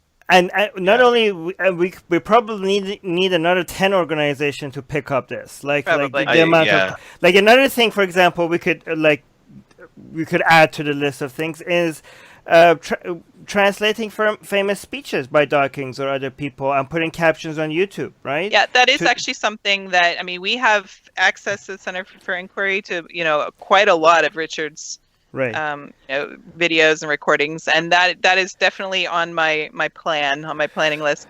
But the initial phase is still being completed, which is getting the books and then moving on to other things. So yeah, that's definitely something I want to work on. Can I make a suggestion? Sure. Can I make a suggestion when you start on the videos? His TED Talk from 2002 was a case for militant atheism. So it's 2002, is 4 years before the God Delusion. He had done that talk just a few months after 9/11. But you can't do that. You don't own that video. That's Ted's video, so you can't do that. It was after 9/11. Ted owns it. Yeah. I think it'll be. I think things that you'll end up seeing from CFI first will be things that we own rights to. Yeah, Ted. But that doesn't preclude that from being translated at some point, But someone will do it. Yeah, but hopefully people will pick that up. So here's with secular jihadists, we told our patrons that once we had 500 patrons. We're getting there. Yeah, what are we right now? 320? We're like 328. Become a patron. Yeah, so once we get 500 patrons, we're going to be able to afford translations for our some of our episodes, and we picked which episodes we think are going to be most important, like the ones that goes over Muhammad's story or the beginning of Islam and stuff, the Quran and stuff, and we're going to put the captions in Arabic and other languages under these videos. And I remember talking to Robin, the CEO of Richard Dawkins. Actually, no, she's a director of Richard Dawkins Foundation and CEO of CFI, correct? Right. I think so. Vice versa. I should know that, but I actually haven't. No, she was very. I mixed this, and she was very. She wanted to clarify. Yeah, she wanted to be very clear about which one she's the CEO of. Well, then go with what Robin says, for sure. Yeah. I hope I got it right. But she didn't like my idea at all, because I told her she could save a lot of money. Like, we're gonna take the Patreon money and we're gonna go on Fiverr and we're gonna get translators there, right? She was like, no, we're going to hire professionals. We're not going to hire people on Fiverr. So, but you can save a lot of money and get more translations. She's like, no, we're going to get the best of the best translators. There are different approaches for different things. So, at the moment, we are working with professional translators and are not in a position to do that, but if that works for you guys, great, go for it. Yeah. So, I think it's there's so much need. We're filling one area. IBB is filling another. Wikipedia. What they're doing with Wikipedia is phenomenal. I mean, that's just amazing. I think that's really exciting to me. And especially with Arabic, it's so sad because on a per capita basis, there's less books for Arab-speaking people than almost most other languages. It's so sad.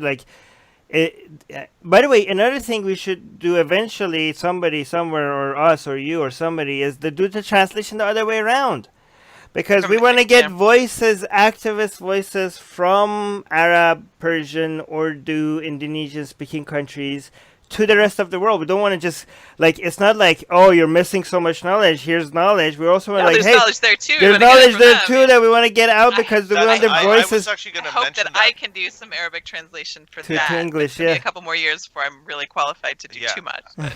I was actually going to mention, pretty much as Armin said that, I was going to say something, that there is a history of secular literature in the Muslim world. Okay, so I know that there is in Arabic, right? There's in Persian, like Omar Khayyam, some of his poetry, which has already been translated. He's like incredibly, like he was a hardcore atheist. He was actually even more hardcore than we are.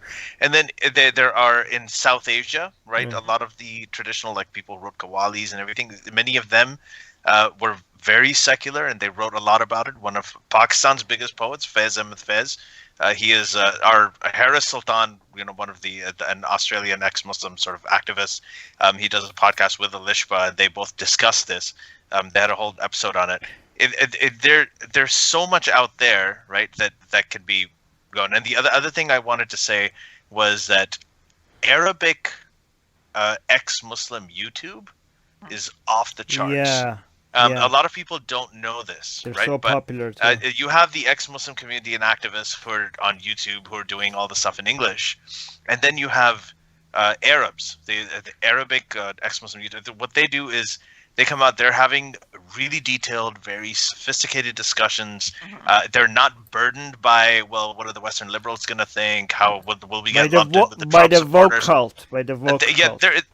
They're not burdened by the English-speaking world and all of the other politics that's happening. They're simply speaking about their own theocratic oppression, their own exploration of Islam, and their critique and Quranic criticism without any of the outside interference. And it's actually phenomenal. It's like getting some of that stuff translated into English would be pretty amazing too. By the way, I'm in favor of not calling these people liberals at all. I want to call them the woke cult because honestly, we need to reclaim liberal. So don't call them like Western liberals, okay? Just call them pseudo liberals. No, right? call them the woke cult. Like, don't even give them the badge of liberal at all next to it. No, but there's things about being woke that are not. I mean, it's like a umbrella. Anyway, semantics, whatever. Right. We'll get into that later. But so I want to ask you another thing. You're focusing on the Richard Dawkins books. Obviously, he's got a limited number of books. Eventually, you're going to get that done. I think in all the languages. I think you're on the way to that, and I think it's going to be amazing. Are you planning to branch out into other books? IBB. I know that they've translated Steven Pinker's books. They've translated Sam Harris, the Majid Nawaz book, Islam and the Future of Tolerance, and some of the other ones. Are you guys also kind of planning to move into that beyond Richard Dawkins? Yeah, that's definitely something we've talked about and thought about. I don't know timing on that yet. We started with a specific number of books, with a particular scope, and once that's finished, or as that nears completion, we should have everything up, before the end of the year. Is from what we've planned initially. And that as we get all of that going, we're going to start to expand and to kind of grow the programming. It's kind of infinite. Right now it's kind of writing on the whiteboard. What are all the things that we could go into? Had talks with Robin and just some brainstorming, and there's so many ideas. And as far as figuring out which way we're going to go, I mean that will not be completely up to me. But I do have a good amount of influence. Influence into what we can do next and what's going to work. And I don't know. It's very exciting. It's just in the the beginning stages, and already I figure I haven't checked the numbers in a couple weeks, but since the beginning of June, I said there were more than 8,000 downloads from the website of just the books that we have there, and most of these, like 80%, almost 80%, are PDF. So, and we're not getting once you have a PDF that can go anywhere. So we're only tracking the initial download, and then hopefully the numbers are far surpassing that, and we'll just keep growing and growing and growing. Mm-hmm. So we need to get to Patreon questions soon, but before we do that, I want to ask, what is your book going to be about, and when are you going to write it? When am I going to write it? Right. I hate that I have had to kind of postpone it indefinitely and put it off, because my book, when I first came out as an atheist, and my whole world just changed. I mean, massively. And it happened basically back right around the time when I met Richard, and he encouraged me to write a book. He's my advisor. We went through and, we got chapters and all this stuff. And like I said, I really got, I say derailed, but that's like it's a negative thing. I got redirected when I was looking at that chapter. I don't know. The answer is I don't know. I'm actually happy that you didn't get to finish it before starting to work for Richard, because now it's so much more poetic that you ended up working for his organization. So it's going to be a much more interesting book now that a whole led completely. Oh, I think it's going to be. I'm already thinking like, I'm going to have to break this into 3 or 4 books. But I do want to tell people, because a lot of people participated in my survey, and I want to say that it is going to happen. I've had to make choices about what to focus on right now. And at the moment, Secular Rescue and the Translations Project, in addition to having 2 young kids at home, are my focus for the moment. I do have hopes of, getting back into more of the background writing. I have hopes of doing that every day. It's not going to happen every day, but, within the next year or so. So I can't say when the book is coming, but I am going to say I haven't given it up and I haven't abandoned it. I can't wait to actually get into the stories. It was basically, the idea was to reveal the difficulties and like the trauma that people go through when they come out of their religion in religious families and communities. And, it's basically focused on the US and the UK, because that's where I am here in the US, and then Richard is in the UK. And with a chapter on, what's going around in the rest of the world. And just for me, my world was still small when I started writing the book. Right. And then it just blew up when I realized what was going on in other places. And my priorities just shifted for a while. So it's not that the other thing is no longer important to me, because it is. It's just that I'm a finite amount of time and possibility. And right now, what's really dear to my heart is Secular Rescue and networking and trying to get everybody connected, so that when someone comes to us and we can't help, we can, call somebody else. So I really, Matt and I have talked, we really would like to see just much more interconnection in the world and the communities of the atheist community, secular communities, just, all over the world, just trying to reach out to help and work together so we don't, reinvent the wheel, stuff like that. But then the Translations Project has the potential to reach so many people with these books. I feel like how has my life changed just by reading the God Delusion? Right. I'm like, I can't imagine the impact it's had on people's lives. I constantly get emails and messages. Richard is so important to me. His work, what he's done is so important where I am, to my friends. He's one of the heroes, and he's a big one. And this Translations Project is really, really important to him. Mm-hmm. He's not making money off this. He's giving away the books, just so people know that the translations, he's giving them away for free because he wants the people to have the information. That's why he writes. Right. And that's why. And is Richard, no, just one thing. Is Richard writing part of your book? He's not writing the book, but he will write the foreword eventually. Oh, yeah. Okay. Nice. And he's read parts that I've written, and we've had discussions and stuff. He is my advisor, so nice. Yeah. What's it like consulting with having him as a? Yeah. So I'll. Yeah, go ahead. Good. I love it. Yeah, it must be fun. I had to have a kind of a funny story. So when I wrote my book, The Atheist Muslim, and I sent it to Richard to get it blurbed, he sent me back an email when he started reading it, and he said he loved the book. I mean, it's got the cover blurb on it, but he sent me this long email about the first chapter, which I had written historic present tense. You know, I said, well, I am in 5th grade. I'm walking out of my classroom. I'm he drawing doesn't like this. I'm doing that. that. Yeah. And he wrote this whole thing, like this really long email about how he hates the historic present tense. And he went through it page Changed by it for you? page. Yeah, he's like, see, on this page, you say this. You say, I am walking out of a door. He's like, you're not walking out of a door. You're talking about 1985. And he specifically said that he wrote that, you know, this is one of the historic present tense is something that I hate along with chewing gum, but that's another matter, and we'll talk about it later. And I was thinking, Don't chew gum. He doesn't like gum. I saw that email and I was like, wow, this must have taken a lot of time to write up and go through the book and do. And he wrote me this, and I showed it to my mom. I was like, wow, like Richard Dawkins has wrote me this.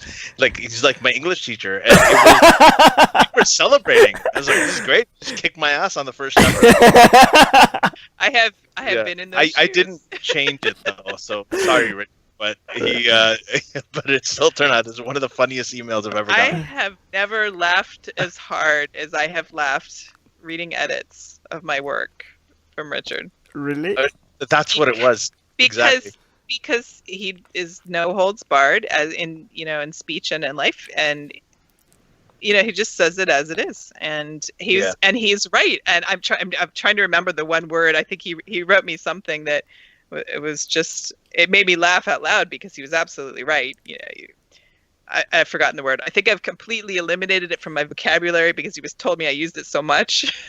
And I can't remember. It was probably like, I think it might have been incredibly this, incredibly that. And he was like, I've counted 10 instances in this chapter, something like that. Yeah, and he was right, and I had to laugh, and so I would sit there and laugh because.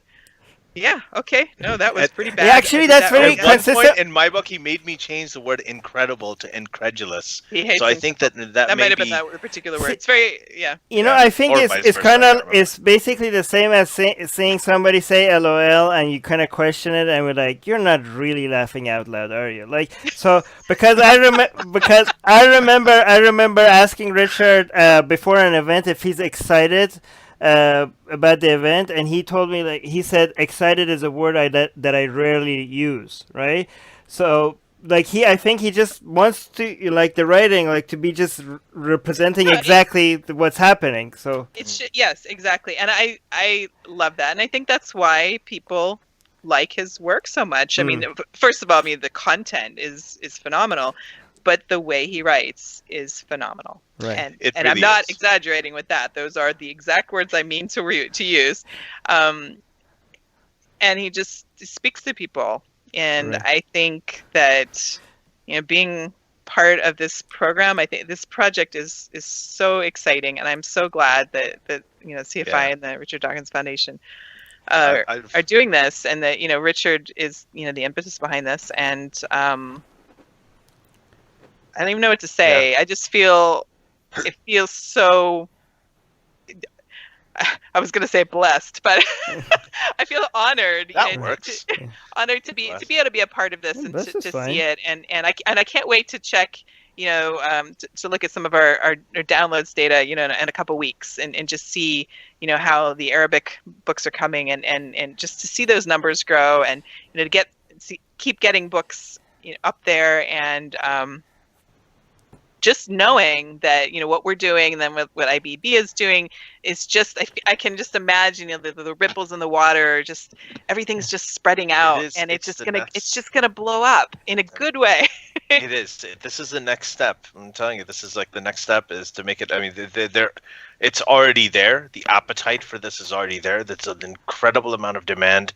The supply just kind of trickles in right now. And it's just being created. I mean, there are people. What Armin was saying.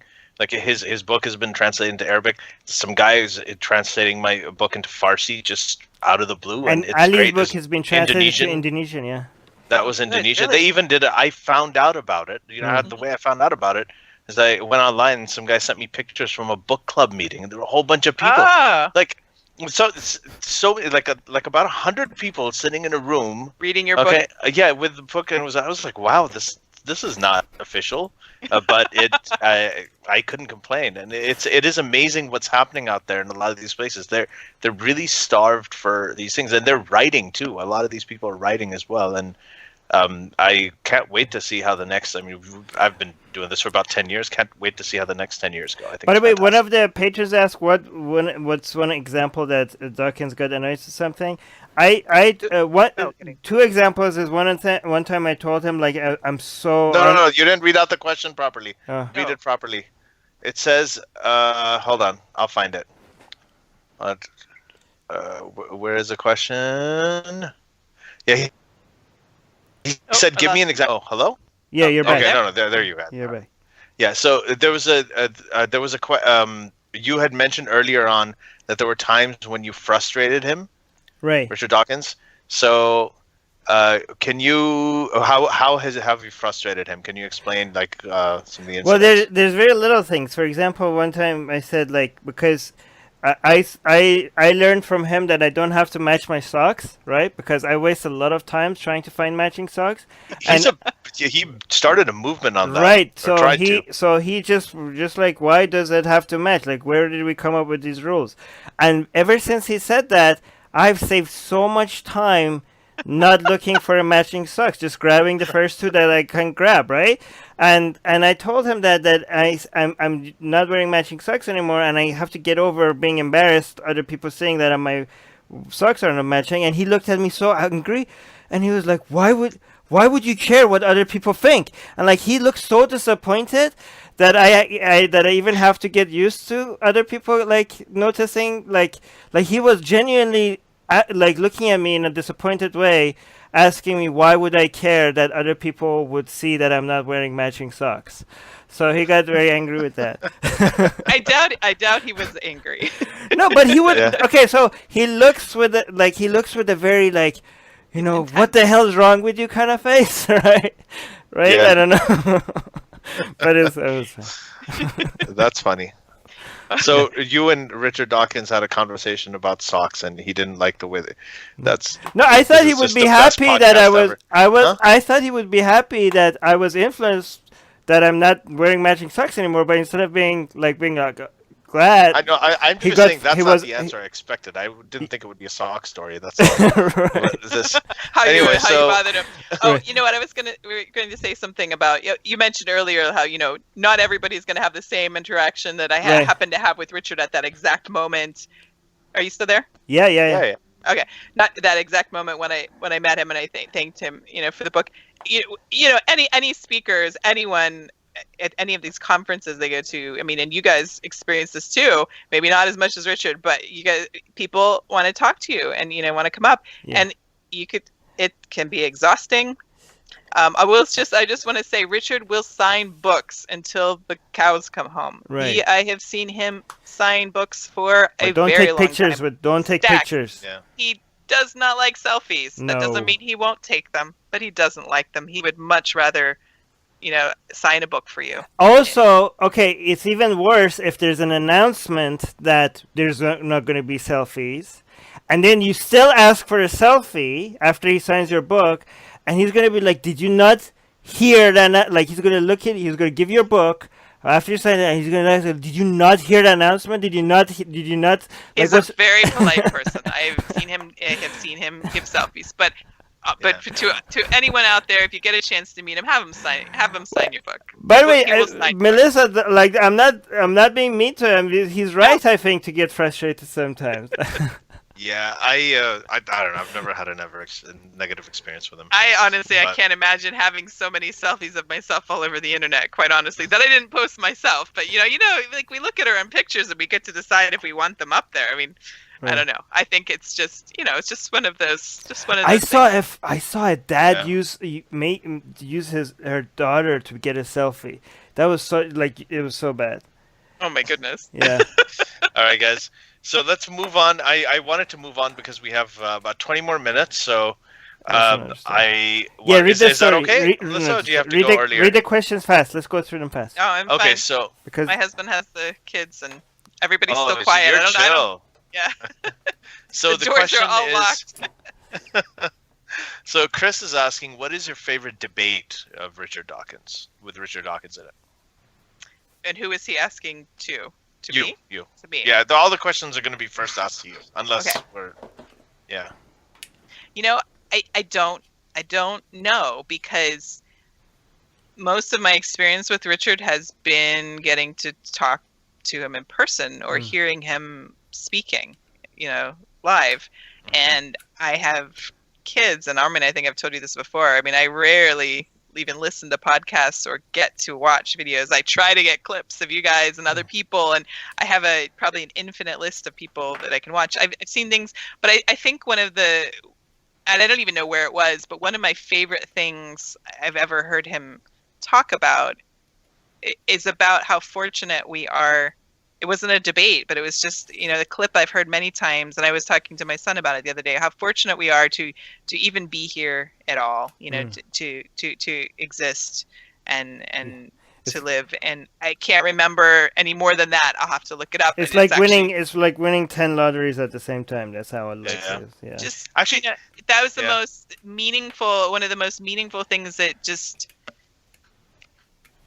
kind of awe-inspiring, and to just hear the passion in the recording I heard of him. I know he's talked about it, I believe, a number of times, probably many times, but the recordings I've heard, it's just the depth of passion for life, for living, and the opportunity and everything that brings to us. Just being alive is, I mean, by far, that has been my favorite thing, I think, that I've ever heard him say. And since we're doing this, Armin, why don't you do you have a favorite debate or favorite clip of Richard Dawkins that you like?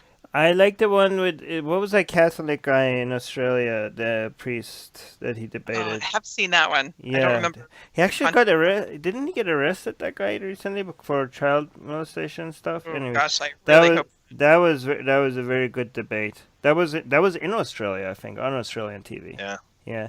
But I also like mostly his speeches that there's no debate, like especially when he goes into some new territories and like, oh, this is a side of Dawkins that I never knew. Like, there was one topic that he went into that, I mean, I don't even know if I could bring up on this show, but I know, like, Melissa was there. Then don't. Yeah, we're gonna get this. Yeah. No, but it was like new, crossing new lines that I didn't think he's gonna go there. So I was impressed with that. But it's every time we go to an event with him, he's like, I haven't seen him. Have you guys seen him do the same speech? Never, right? He always has something extremely new, right? And I also like it when it's. I usually, when I go to an atheist event, but this is, by the way, some people don't like it when I say this, and somebody is just doing a science speech, I'm like, I thought this is like an atheist event. Why are we doing science, right?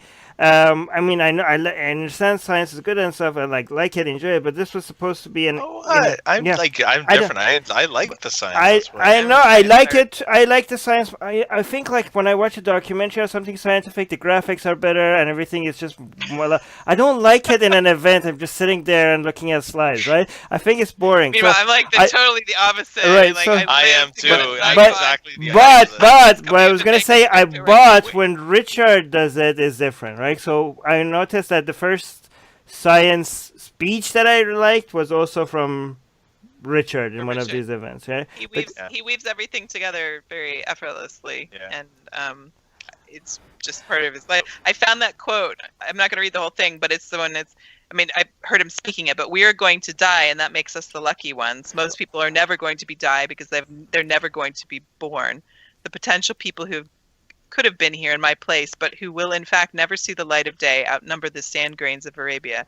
And it goes on. And that was just very powerful for me, especially coming from a life where my whole life was spent thinking about what happens after you die. And when I stopped believing and realized that there's nothing, I had to think about death in a completely different way. And my son the other night woke up in the middle of the night after listening to a song So once I was 7 years old, he's actually singing that he picked that for his voice instructor, and he woke up really sad because he thought about us dying, in the future. And he's a deep kid. And I was actually talking to him about this, what Richard said, and that we're lucky. We're lucky that we have this chance to live and this chance to be who we are, figure out how to make the world better and to learn and know and all of these things. And that's part of what I got from reading the God Delusion, was realizing that there was something completely standalone that didn't require a deity to make life valuable, worth living, to give us meaning. Right. Yeah. By the way, Mike is confirming that yes, he was arrested. Did you lose me?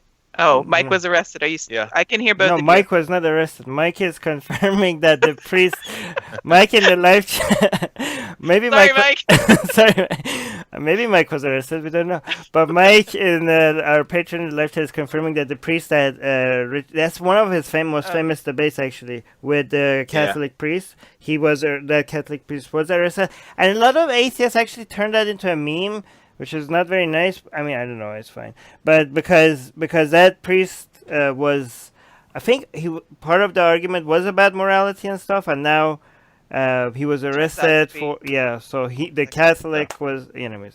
I want to, before go. we go on, I want to talk about my favorite clip. Oh, and yes. one of the things that, too. yeah, of course I do. That's why I asked you guys, because I wanted the answer. It's like, when Homer got Marge a bowling ball as a birthday gift. Anyway, so I've got two. One of them's like people forget that he's very, very funny. So there was this one time, I think he was doing a debate. This is a long time ago, like 2007 or something like that. When he and there were a lot of students from Liberty University, the Jerry Falwell religious lunatic university. That was so they were in the audience and they were challenging him on all kinds of things. And I think I'm gonna stop you right there just to say, don't call them lunatics. Don't call them stupid. I didn't call them stupid. I'm just going to say lunatics. It's just, we'll have a discussion about this another time. I just wanted to say this is like, because they're true believers. Almost most of them, those kids, those ones who show up, true believers. Okay, you got to remember that. Also, a lot of because I use the term religious lunatics a lot. I know. Yeah, also lunatics might not be fair to mental people with mental conditions as well. All right, guys. Sure. All I just want to go back to your clip. Your clip. So one of these guys, like, he came up in the Q&A session and said, so don't you think that there is a difference between faith, between blind faith and faith, like when you're blind and you're not thinking about what you're believing in, and then faith in general? So, and I think Richard left the podium and he's like, oh, can you say that? So you're trying to say, your question is there a difference between blind faith and faith? And he's like, yes. So then he thinks about it. He walks very slowly back to the podium, leans into the microphone and says, no. That's it. And I don't know where that clip is, but it was just hilarious. It was more condescending than the religious lunatics thing, but it was absolutely hilarious. Right. So that's one thing. And the second thing was a little bit more serious. I think he'd done a TV documentary series. I can't remember which one. And at the end, when they were talking about the purpose of life, he talked about how the whole concept of purpose came by as evolution, as we developed long-term memories, human beings, right, compared to other sort of less, compared to all our mammalian cousins. We ended up going beyond short-term memory, developing long-term memory that allowed us to make goals. And as we started making goals and thinking long-term, we started coming up with the idea of purpose, or the concept of meaning. And this is something that actually was caused by evolution. Now we use that to wonder what the meaning is. Yeah. So it was, I thought that explanation was fantastic too. One part of his documentaries that I like is that he goes and experiments with these religious, or woo stuff. And but they put things on his head, and he was like, well, that felt nice, but that was about like, he put the helmet, the something that's supposed to make you feel spiritual, and he was really ready to feel something, and he came out very disappointed. That was funny. I mean, he didn't feel anything, right? But documentaries are fantastic. Yeah, his documentaries are fantastic. Yeah, they went a really long way towards undermining my idea that he was arrogant. And since recommended, people watch, because he puts himself in situations in some of those documentaries. I'm thinking like which was the one that I'm horrible with names of things at the moment. I'll have to look it up and let you know, or put it somewhere in the notes. But just sitting in church buildings and conversation with people that I feel like I would be really angry with, and he's just able to remain calm in the face of some just ludicrous things, and I remember watching and feeling so angry and wanting to yell at the people he's sitting there calmly talking with, and I wouldn't have been able to have those conversations because I would be angry, and he was able to sit back and listen and get their argument and get whatever they're saying, and respond on that. He's very collected, and not always. I mean, you're going to push everybody gets pushed to a certain point on different things, but my thought about him being an arrogant and an unpleasant person was completely not right. I think it's easy to, because I think a lot of people, when they don't like certain ideas coming from somebody, it's easier to just dismiss them as horrible people rather than addressing the ideas itself. It's just easier. It's just easier. It is. Yeah. Okay, so let's move on, because we have to wrap up soon, and this is just we could have this conversation for a very long time. So Mars is asking, early on you mentioned that the books translated are heavily downloaded in the Islamic world. Which areas do they occur? Are they having any noticeable effect in the spread of apostasy atheism? Do you have any of that information, or is it too early right now? The ones from us, I don't know. I mean, I can see places that things are being downloaded. Books in Urdu are being downloaded in Pakistan. Books in Indonesia are being downloaded largely in Indonesia. I've only one so far, and I haven't checked recently, but I'm trying to... A lot of people also use VPN, so you wouldn't be able to tell. You wouldn't know, and that's another thing. So some of our data shows up as unknown. We're not quite sure where it is, or it's showing up in the US or the UK or some other European country, and that's quite possibly VPN, and we don't have a way of knowing that.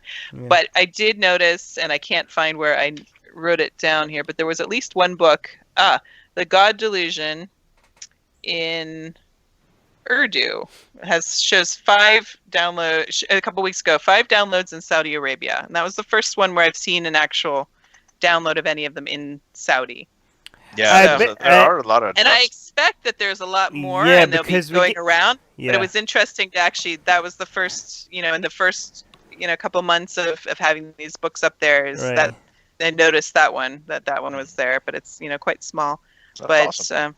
There are lots of downloads. We get listeners. We have a lot of listeners in these countries like Saudi Arabia, Egypt, Pakistan. So please, where can they go find the books that you're translating if they're interested in going and getting the translated version? Just make sure that I have the actual right address, because that would stink if I give you the wrong one. And we will put it in the description for those. Malaysia. If you're listening, we haven't even mentioned Malaysia once. Malaysian atheists. Shout out to them. Translations. Bangladesh. Translations.richarddawkins.net. If you go there, translations.richarddawkins.net. And then you can go, there's an introduction in English, and then you can choose your language, Arabic, Urdu, Farsi, or Indonesian.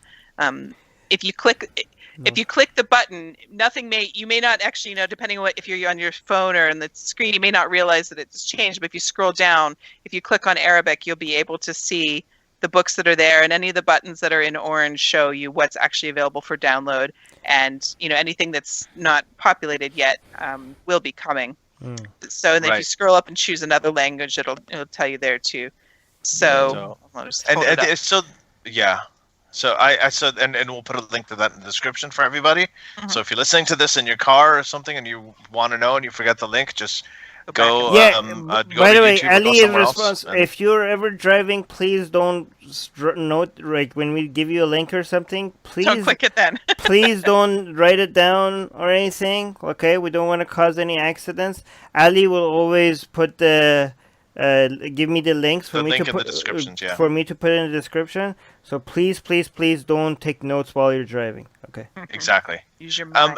One of the things is RichardDawkins.net is blocked in some. I remember Turkey had it blocked many years ago for a little while and everything. So, what do you do in those cases? Are there any alternative ways that people can get them? Are you working on that Is at all? a good question, and I'm going to make a note right now to ask our website people. Yeah, because I'll tell you one thing. Like, if for people who haven't realized this, I know in Pakistan, like the Urdu thing, once they find out about this, if they haven't found out already, they're going to block it, right? So we have to find other ways also to get this stuff around. Anyway, Sending moving a on. message, so I'll find out about that. Yeah. By the way, that's awesome. by the way, just a clarification to our patrons. When I say the description, we're not talking about the live version of this. We're talking about the not the Eventual live audio. not the Yeah. audio, not the live video version, which is for our patrons. We're talking about the future audio version, like The it's public version, yeah. okay. Okay, so Chris is asking a question for us, Armin. He's saying, "I would love to hear Armin and Ali speak at the University of Wisconsin-Madison. Any interest?" Yes. Always yes, and get in touch with us, secularjihadists@gmail.com, or if you go to my Twitter bio or Armin's, you can find our email addresses. But Email us. Let by the way, us know. I was supposed to speak for CFI Ottawa, and they decided not to have me because they were plans and everything was going ahead, but they decided that I was too controversial and not good for the reputation of CFI. That's very disappointing. That actually makes me, that annoys me, and I was saying this before when Armin first told me this. If he was an ex-Christian, if he was an ex-Jew, if he was an ex-Scientologist, CFI Ottawa would have never done that. What? They never would have done it. Actually, right? they had you, Ali, Would've- didn't they? Huh? They had you. I have spoken at CFI Ottawa, and I did that they're a great group. But I go do ahead. want to mention that the CFI in Canada and CFI in the US are not the same organization. Right. So there's affiliations, but they're not the same. So Right. I don't have any knowledge or info about Right. I know. the situation there, but just wanted for people who don't know. But that they're not the same. But because they decided to cancel my event, the Humanist Association of Ottawa picked it up. It's So also, so there's a so they're gonna you go. do it instead. So I'm That's gonna okay. advertise it. I'm gonna advertise it as come see the discussion that was too spicy for CFI Canada.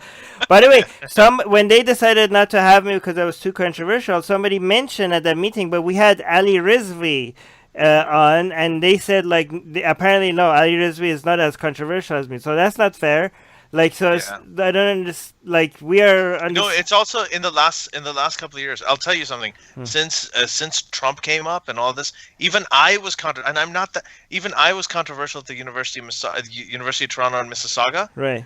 There was a big issue, and they had to. And there was even an article written in the Varsity after that about how controversial speech. And I was looking at it, just laughing. I was like, I don't even know what was so controversial about it. This is something that's happening a lot more in the last couple of years since this whole anti-Muslim really thing has been So been this going is- around. this is- Even atheist groups, and this is the problem. Even mainstream atheist groups are shying away from ex-Muslims. They're getting ex-Christians, they're getting ex-Jews, they're getting ex-Mormons, ex-Scientologists.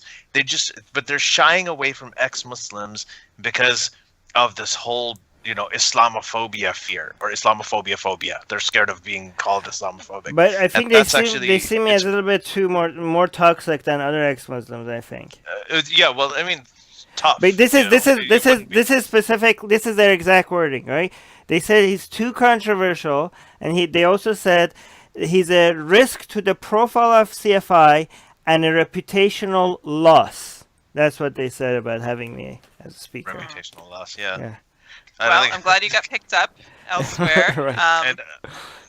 And I I'm also glad wanna I'm not say that- responsible for making decisions. Oh like no! that. And I want to say overall, I know that CFI Canada is separate from CFI US, but I know a lot of people here.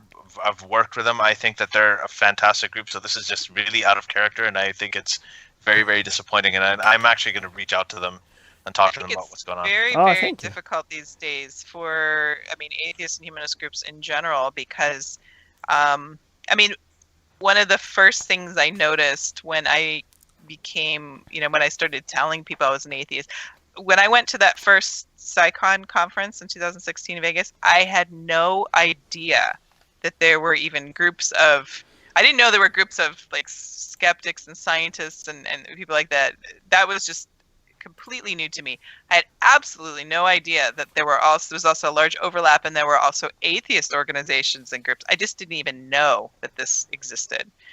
So, and one of the first things I noticed very early on, and I think I did an interview with Scott Jacobson, and it was for Canadian Atheist, and I remember saying that I feel like the atheist movement kind of eats its own, and I'm since then have continued to feel that way, that it's that, and I stick with the thought that being an atheist doesn't mean you have anything in common with somebody else who's an atheist. Doesn't necessarily mean that you do. Doesn't mean, I hope a lot of us are humanists. I think a lot of us are, but not every atheist is a humanist that lives by that philosophy or something similar or comparable. And not every humanist is an atheist. And not every humanist is an atheist. There's a lot of overlap there, but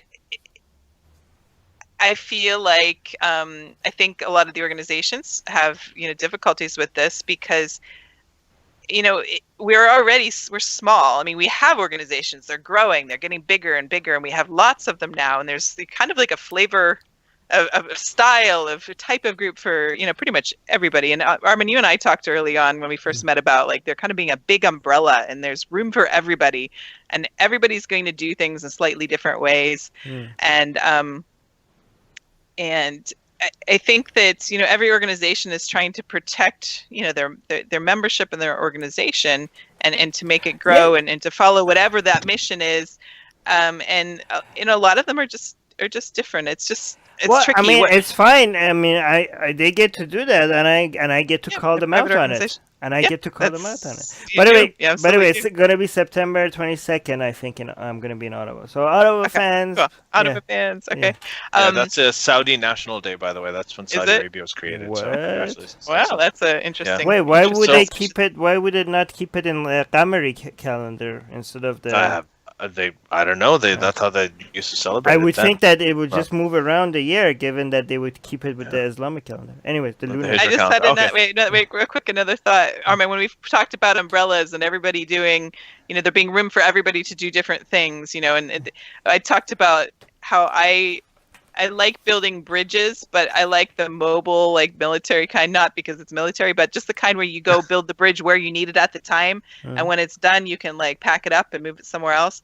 And I kind of feel like that's my personal philosophy for working with people from all sorts of different groups. There are lots of people doing great things, but I don't agree with everything, or I don't want to be involved in some of their efforts, and they maybe don't want to be involved with me in some of the stuff I do or say, or people, or guilt by association, or any of these things. But I feel like it's really important to remember that concept that there's room for everybody, and there's a need for all of these different types of things, and that you may not align completely with one group with another, but when you have common ground and there's something that needs to be done, I don't see any problem personally with making that one of those temporary bridges. You put it in, you do the thing, and if you need to separate again later, you do it. Yeah. And you make alliances, but they can move. It can be very amorphous. Right? I'm in favor of being able to work with people that I have attacked their views of, right? Like I'm like, hey, I have this thing that you're working on.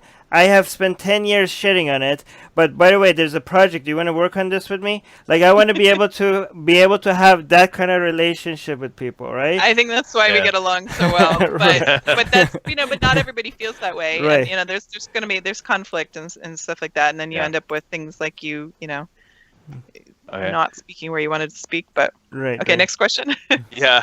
So we're a little bit over time, but we're gonna wrap this up very soon. I talk a lot. It's good. That's a good thing. Melissa, don't worry about it. Yeah. It's a podcast. This is the format. This is a good thing about it. So yes, Chris, absolutely get in touch with us and let us know whatever opportunity there is. But you have to we can't organize it ourselves, so we cannot be involved in the. We need somebody to manage it, and we'll just show up. Yeah, reach out to us and let us know. Yeah. Judy Flattery saying, speaking of those who inspired us, Ali, you made a huge difference for me. Yay. I attended your talk in Santa Barbara 2 years ago. inspired me to get educated, get involved, go public, and lead. Thank you, Judy. And I gotta say, Santa Barbara is amazing. I spoke there a few years ago, right after my book came out, and your whole crowd over there, the community there, is fantastic. Oh, you're both holding it up. That's sweet. I'm gonna cry. Anyway, Santa Barbara was great. And actually, I found out later that Sam Harris, when The End of Faith came out, that was the first community that called him to the atheist community in Santa Barbara as the first community that invited him to speak. So he also spoke there when his book first came out too. So it was it's great. It's a great place. So Judy, thank you very much. That means a lot. Mars is asking, it's Melissa, as an engineer in this political climate, you seem to be comfortable speaking out loudly about Christianity and Islam. I've been wanting to speak out more openly, but I'm concerned about getting canned in the tech sector, as it appears to have a far leftward bent. Do you have any concerns about being swarmed by regressives? I'd love to get all your thoughts on this. Good question. I'm not working in tech anymore. I mean, it's been a good 10 years or so since I left engineering.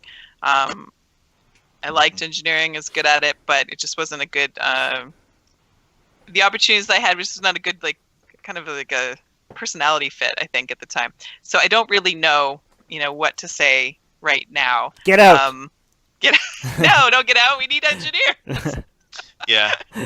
But I don't know. I mean, anytime you have a job and you're balancing what you're doing for a living with and your ability to live and have a life and do what you want to do. I mean, if you really think you're going to be fired, then I wouldn't, I would be cautious in what you say. Yeah. But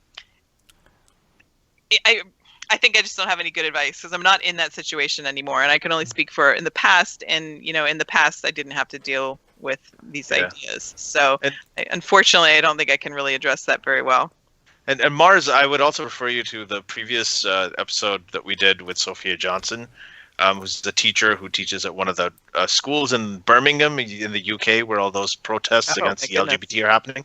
So yeah, she's a previous teacher there, and she actually talked about this in terms of a lot of people, especially white people, who are in different sort of a lot of these industries. I mean, she was in the education industry.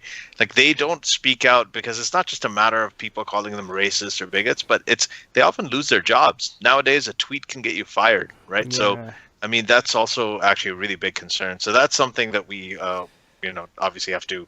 That's another problem we need to work on, and hopefully we get somewhere with it. I think all the non-woke people from Silicon Valley should just come and make their own company. And then they just hire people that are fired because of No. You gotta have, everybody's gotta be interacting with everybody. This is what I think. Everybody had, because I would have never ever I would just potentially left. Never. I might not. I feel really fortunate. But they're not interacting. They're keeping quiet because they could lose their job if they talk. I know. A problem. Yeah. I mean, it's a problem. It's a problem everywhere. No, but you have to think about there's different spheres when you're talking. I mean, when you're at work, you're working. So there. Okay. Yes and no. But I mean, there are things that you consider appropriate. But they're getting fired for stuff that they didn't say at work. No, you do in your own time. That's difficult. But if you sign a contract, I don't know. It's really there is this thing. Thorny. Yeah, it's tough because I know that Hamid Abdul Samad, who's this amazing and brilliant sort of ex-Muslim Arabic commentator. Who loads. He had a massive YouTube channel with hundreds of thousands of subscribers, and YouTube just deleted his channel a day ago or something. Now they've restored it, thankfully, and thanks to Ali. Thanks to people. And I wanted. Well, it wasn't just me. He had some people in. We tweeted it and we all talked about it a lot, but there were some people that he knew, and this is the point that there were people in the media, his contacts in Germany, who also helped him get the channel restored. The problem is we can't keep doing this every time. It happens all the time. So smaller channels, smaller small people with smaller Twitter accounts, smaller YouTube channels, and smaller Facebook pages, they're not getting restored because they don't have a community to come and make a noise every time their accounts are removed. Yeah. Right. So what I would say is the opposite. Instead of getting out of tech, like people go into it, go to these companies, start working there. Invade. If you feel this stuff, yeah, go there. It's good. Like right now, we have some of us. I mean, I have contacts at Facebook. I have some contacts at like YouTube, and where I can talk to these people and I can discuss this stuff with them, and I can tell them about personal complaints. But there's so many channels with like other people who are not very well known, who don't have that kind of influence or those kind of contacts, that are just being blocked and their voices are being censored. So that's this is a call for an invasion, right? So people should just like go and like take over Silicon Valley silently, and infiltrate. Yes. Like all of you, the atheist community out there, the atheist ex-Muslim community out there, statistically, you have higher IQs than the rest of the population, right? So you can go out there and you can. I'm being a little facetious, but it is true, right? And go out there, get the engineering degrees, more STEM degrees, go into tech, infiltrate these companies like the mafia, and then just. Well, it doesn't matter anyway. In 20 years, China is going to be destroying Silicon Valley anyway, so it doesn't matter. But go on. Okay. I don't know. I'm putting on my idealism hat here, and just where I've lost my train of thought. It derailed somewhere off to the side, so it's gone. I'm sorry. Melissa just sees the best in people. Geden can experiment. That's his name. Really likes the woke cult language. That's a nice name, so he's very happy about that. I think that actually people say cow, the cult of woke. The cult of woke. The cult of woke. Cow. I like it. Clear of a lot of this stuff. I try not to get super involved in the language stuff or the fringy things. I just want to. I just want to do my work. No, the reason why I also like this is because a lot of people said, social justice warriors is not fair as well, because, fighting for social justice is a good thing. It's a good thing. And these people are anything but fighting for social justice, right? I don't like using that. I don't like using that as a slur. I won't use it. So, cult of woke is better. Because I think you won't use what as a slur? I won't use it. I don't social like justice. People talk about SJWs or social justice. I just avoid this because I think that. Me too. Because I think that. No, I'm not you shouldn't, because we don't. Shouldn't. It's just that I personally don't feel comfortable with it because I don't like language that. I don't like language that divides, and I'm not saying I will, not use concepts in like private conversation with something like that. But when I'm talking to somebody, and I think, and it comes through, it's just a personal thing. Thinking about how hard it is to connect with people in general when you have really different ideas sometimes, and if you can't come to a place where you can talk without using, buzzwords or words that have become trendy or catchy or have some kind of negative connotation, I find that reduces the ability to converse with somebody and actually make a connection. My thing is it depends on the context. Melissa, my experience it's been the exact opposite. Okay, because it sounds like nice and lovey-dovey, and let's be nice. I'm not saying be nice and lovey-dovey. But the thing is, okay, so people calling people like radical Muslims or fundamentalist Christians. These are not. When we say this, people know that we're not saying that as we're not being nice, right? We are actually reflecting a certain group.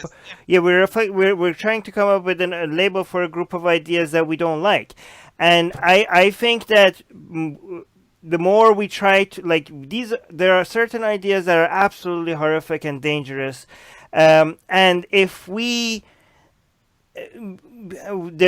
I don't think trying to de-emphasize how toxic these ideas are, it's not actually, people think like, more people are going to come listen to you and have communication with you. No, it's not. Actually, it's the exact opposite. I agree exactly the opposite. The more you don't hold back, the more they actually are going to come and listen to what you have to say, right? My philosophy is, personally don't attack somebody unless they're an asshole, right? Like, don't personally attack people for their shitty ideas. But when it comes to the ideas itself, do not hold back. Go all out. I agree with you. I agree with you on that. I think it's just, I'm speaking more with personal interactions. I don't really have non-personal interactions. I'm not a speaker. I'm not traveling. I'm not recording videos. Everything I do is, one-to-one individual contacts. I'm not addressing crowds. Right. So that you have to remember that's my situation. It's a much different spot than you're in. And I'm looking at, one-to-one relationships, individual conversations and stuff like that. If it comes to one-to-one, can we all agree that it's a lot of fun when Richard Dawkins calls people faith heads? Right. That one, can we keep that one? Let's just keep that. I don't know. I really object sometimes. but because I have to say, I hear a lot of people saying that religious believers are stupid, and I really disagree with that for the bulk of people. And it's not just I disagree with that as well. It's not just because of by myself. the way, I have an engineering degree. I have a degree in Arabic. I'm not stupid, but I really believed some really stupid things, and I think it's just, it seems maybe it's a little bit silly to quibble about it, but I'm telling you from the perspective I was in, hearing an atheist or someone else calling me a stupid believer, that just shuts people down. Because that was personally against you. But here's the thing. Personal attack. But if you're talking about faith heads, yeah, I know, but I feel like it just I think it's condescending when somebody comes to me and is really, really anti-atheism, right? I want them to go tell me everything they don't like about atheism. They do not need to hold back, right? I don't take it personally. If I have a problem with Islam, if I think it's cancerous, if I think it's toxic, if I think it's dangerous, I think a Muslim should be mature enough to be able to hear that without taking it as a personal attack. And I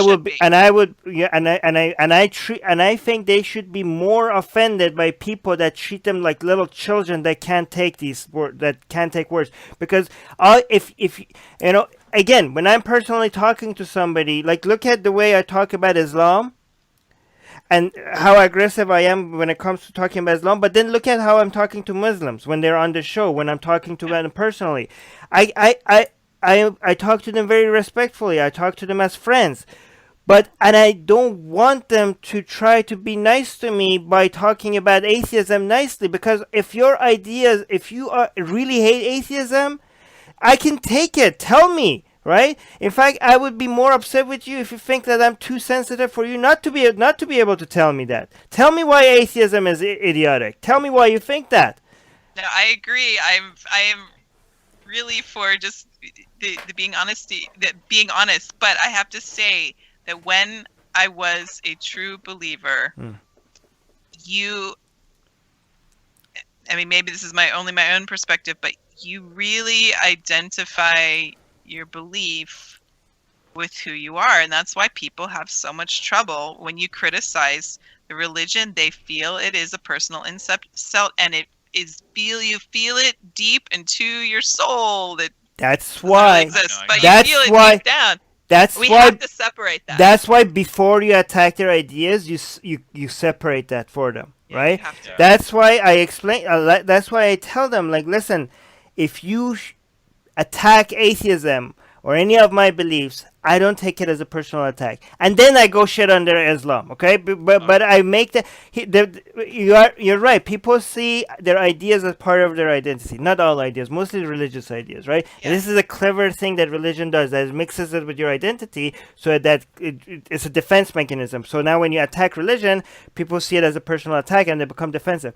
But basically, like, very religion is like a bag of bricks that these people are holding, right? And then if you go with a sword at the bag of bricks, they're holding it on their back and they feel like, well, this guy's attacking me. But what you have to do is you have to go grab the bag and put it aside, and now when you're attacking the bag, they go like, oh, it's separate, this is separate from me, right? So you have to separate that for them.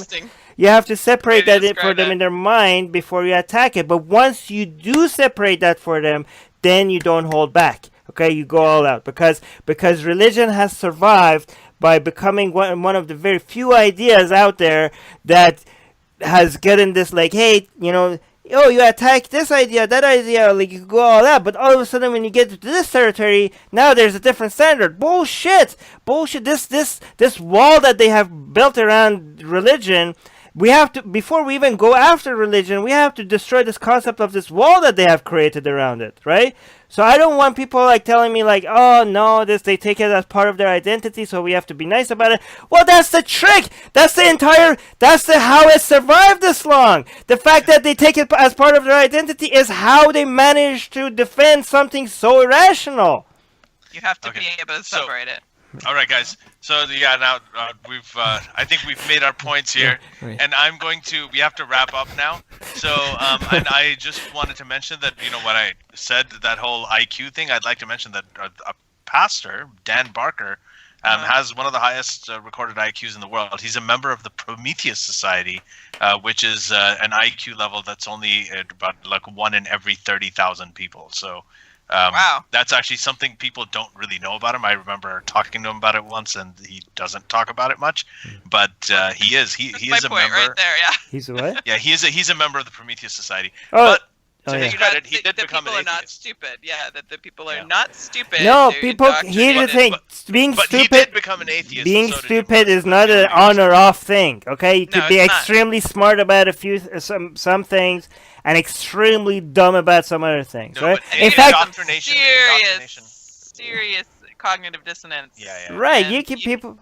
Yeah. And indoctrination is powerful. Like that's Very. all we're saying. And okay, all and of us are stupid about some things. Yeah. No, that's another good way to put it. Yeah, Right. it's true. We all hold anyway, ideas. Right. We're gonna So that was it for the patent questions. What we have time for this week. Exhausted them. Thank you, everybody. Translations.richarddawkins.net. And where can people find Melissa?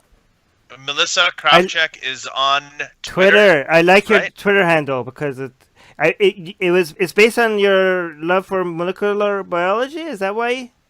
It was it's a combination of a nickname my sister had for me when I was growing up. She called me Moo.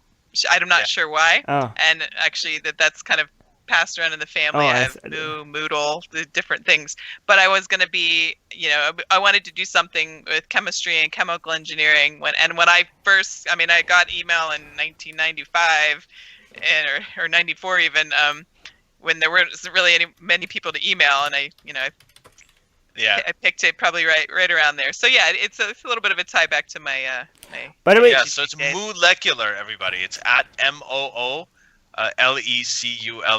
at Molecular. Follow Melissa over there. You get updates for everything that's happening with the Translations Project, and also possibly for Secular Rescue and other things related to the Richard Dawkins Foundation.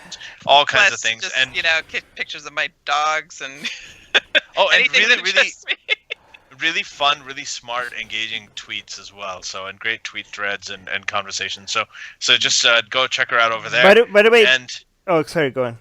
One thing I need to add at the end, so let me know when I can. Yeah, and all of that. So, Melissa, thank you. Is your family, they know you're an atheist, everything is good, or is it problematic? I'd say at this point, with everybody I care about, it's fine.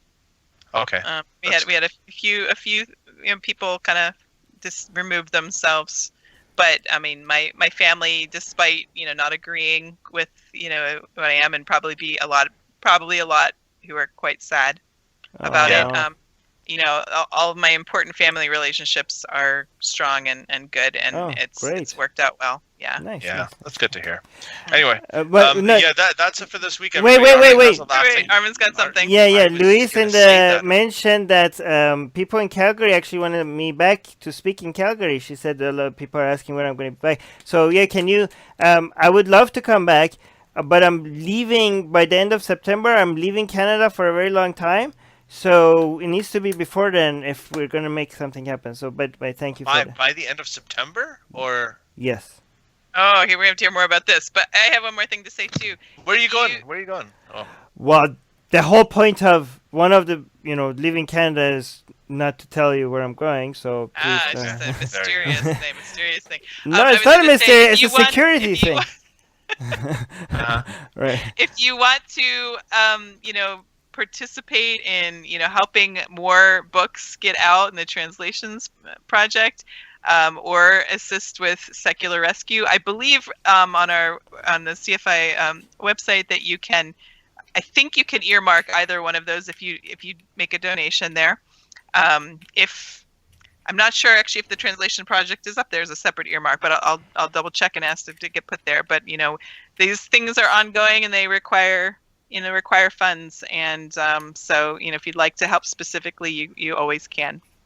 Yes, yes, and people please support this project. It's doing a lot of good. Okay. I'm sorry. I have one more thing I have to say. We talked about Rahaf and the internet and the power of Twitter and stuff like that to help people. I wanted to mention that people after Rahaf's case, people started popping up all over the place, needing help. And a lot of people, I think, expect that if they get on Twitter, they're going to get the same result. No. She happened to be. Saudi women are some of the most oppressed people in the world, and I'm just saying in a specific type of oppression. Please don't take that to mean that other people are not and that sort of thing. I'm just saying that those are people that when they get out, that they're really going to be in trouble if they get taken back.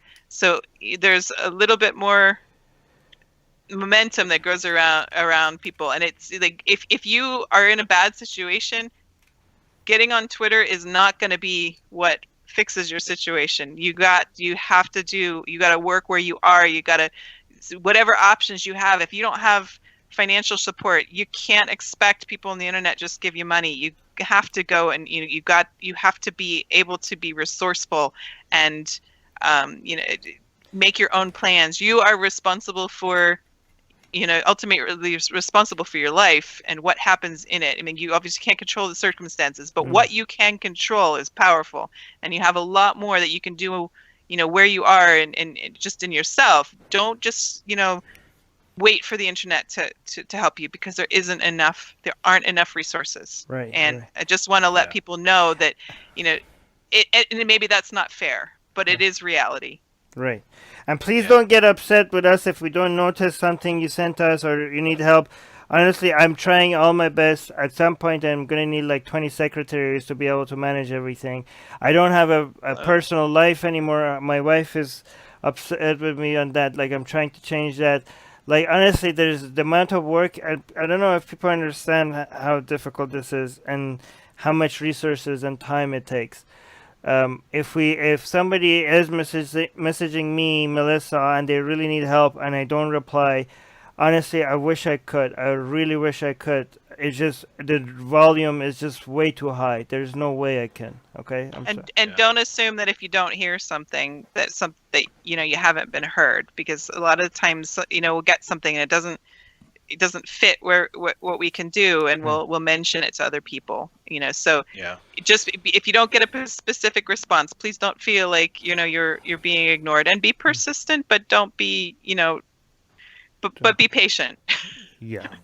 Yes. Okay. Thank you guys. All right, guys. This is great. Thank you so much, Melissa. Stay on for a little bit, and then we're just gonna say bye Thank to the you, audience. everybody. Bye, everybody. Judy, Mark, Sorry I Chris, talked so much. Razib. No, you're here to talk. It's a Mark, podcast. Chris. That's why we have you here. We want you to talk. Amateur. I'm gonna be like, thank God you've Mike, taken away LeBlanc, all and of your. Prosper. You've used all your words for the night. Razib, Chris, Mike, Mars, Lois, Judy, George. everybody out there, just all you guys, amateur. Thank you. All you guys, thank you very much, and we're gonna see you next time. Stay Bye.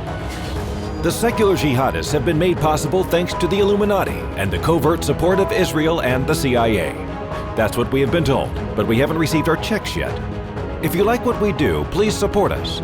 Share the podcast with your friends. Write and tweet us with topic and guest suggestions. Or head over to secularjihadist.com and give $1 or more for exclusive access to live video. Have your questions read and answered on the air, and more. Till next time, may the flying spaghetti monster be with you.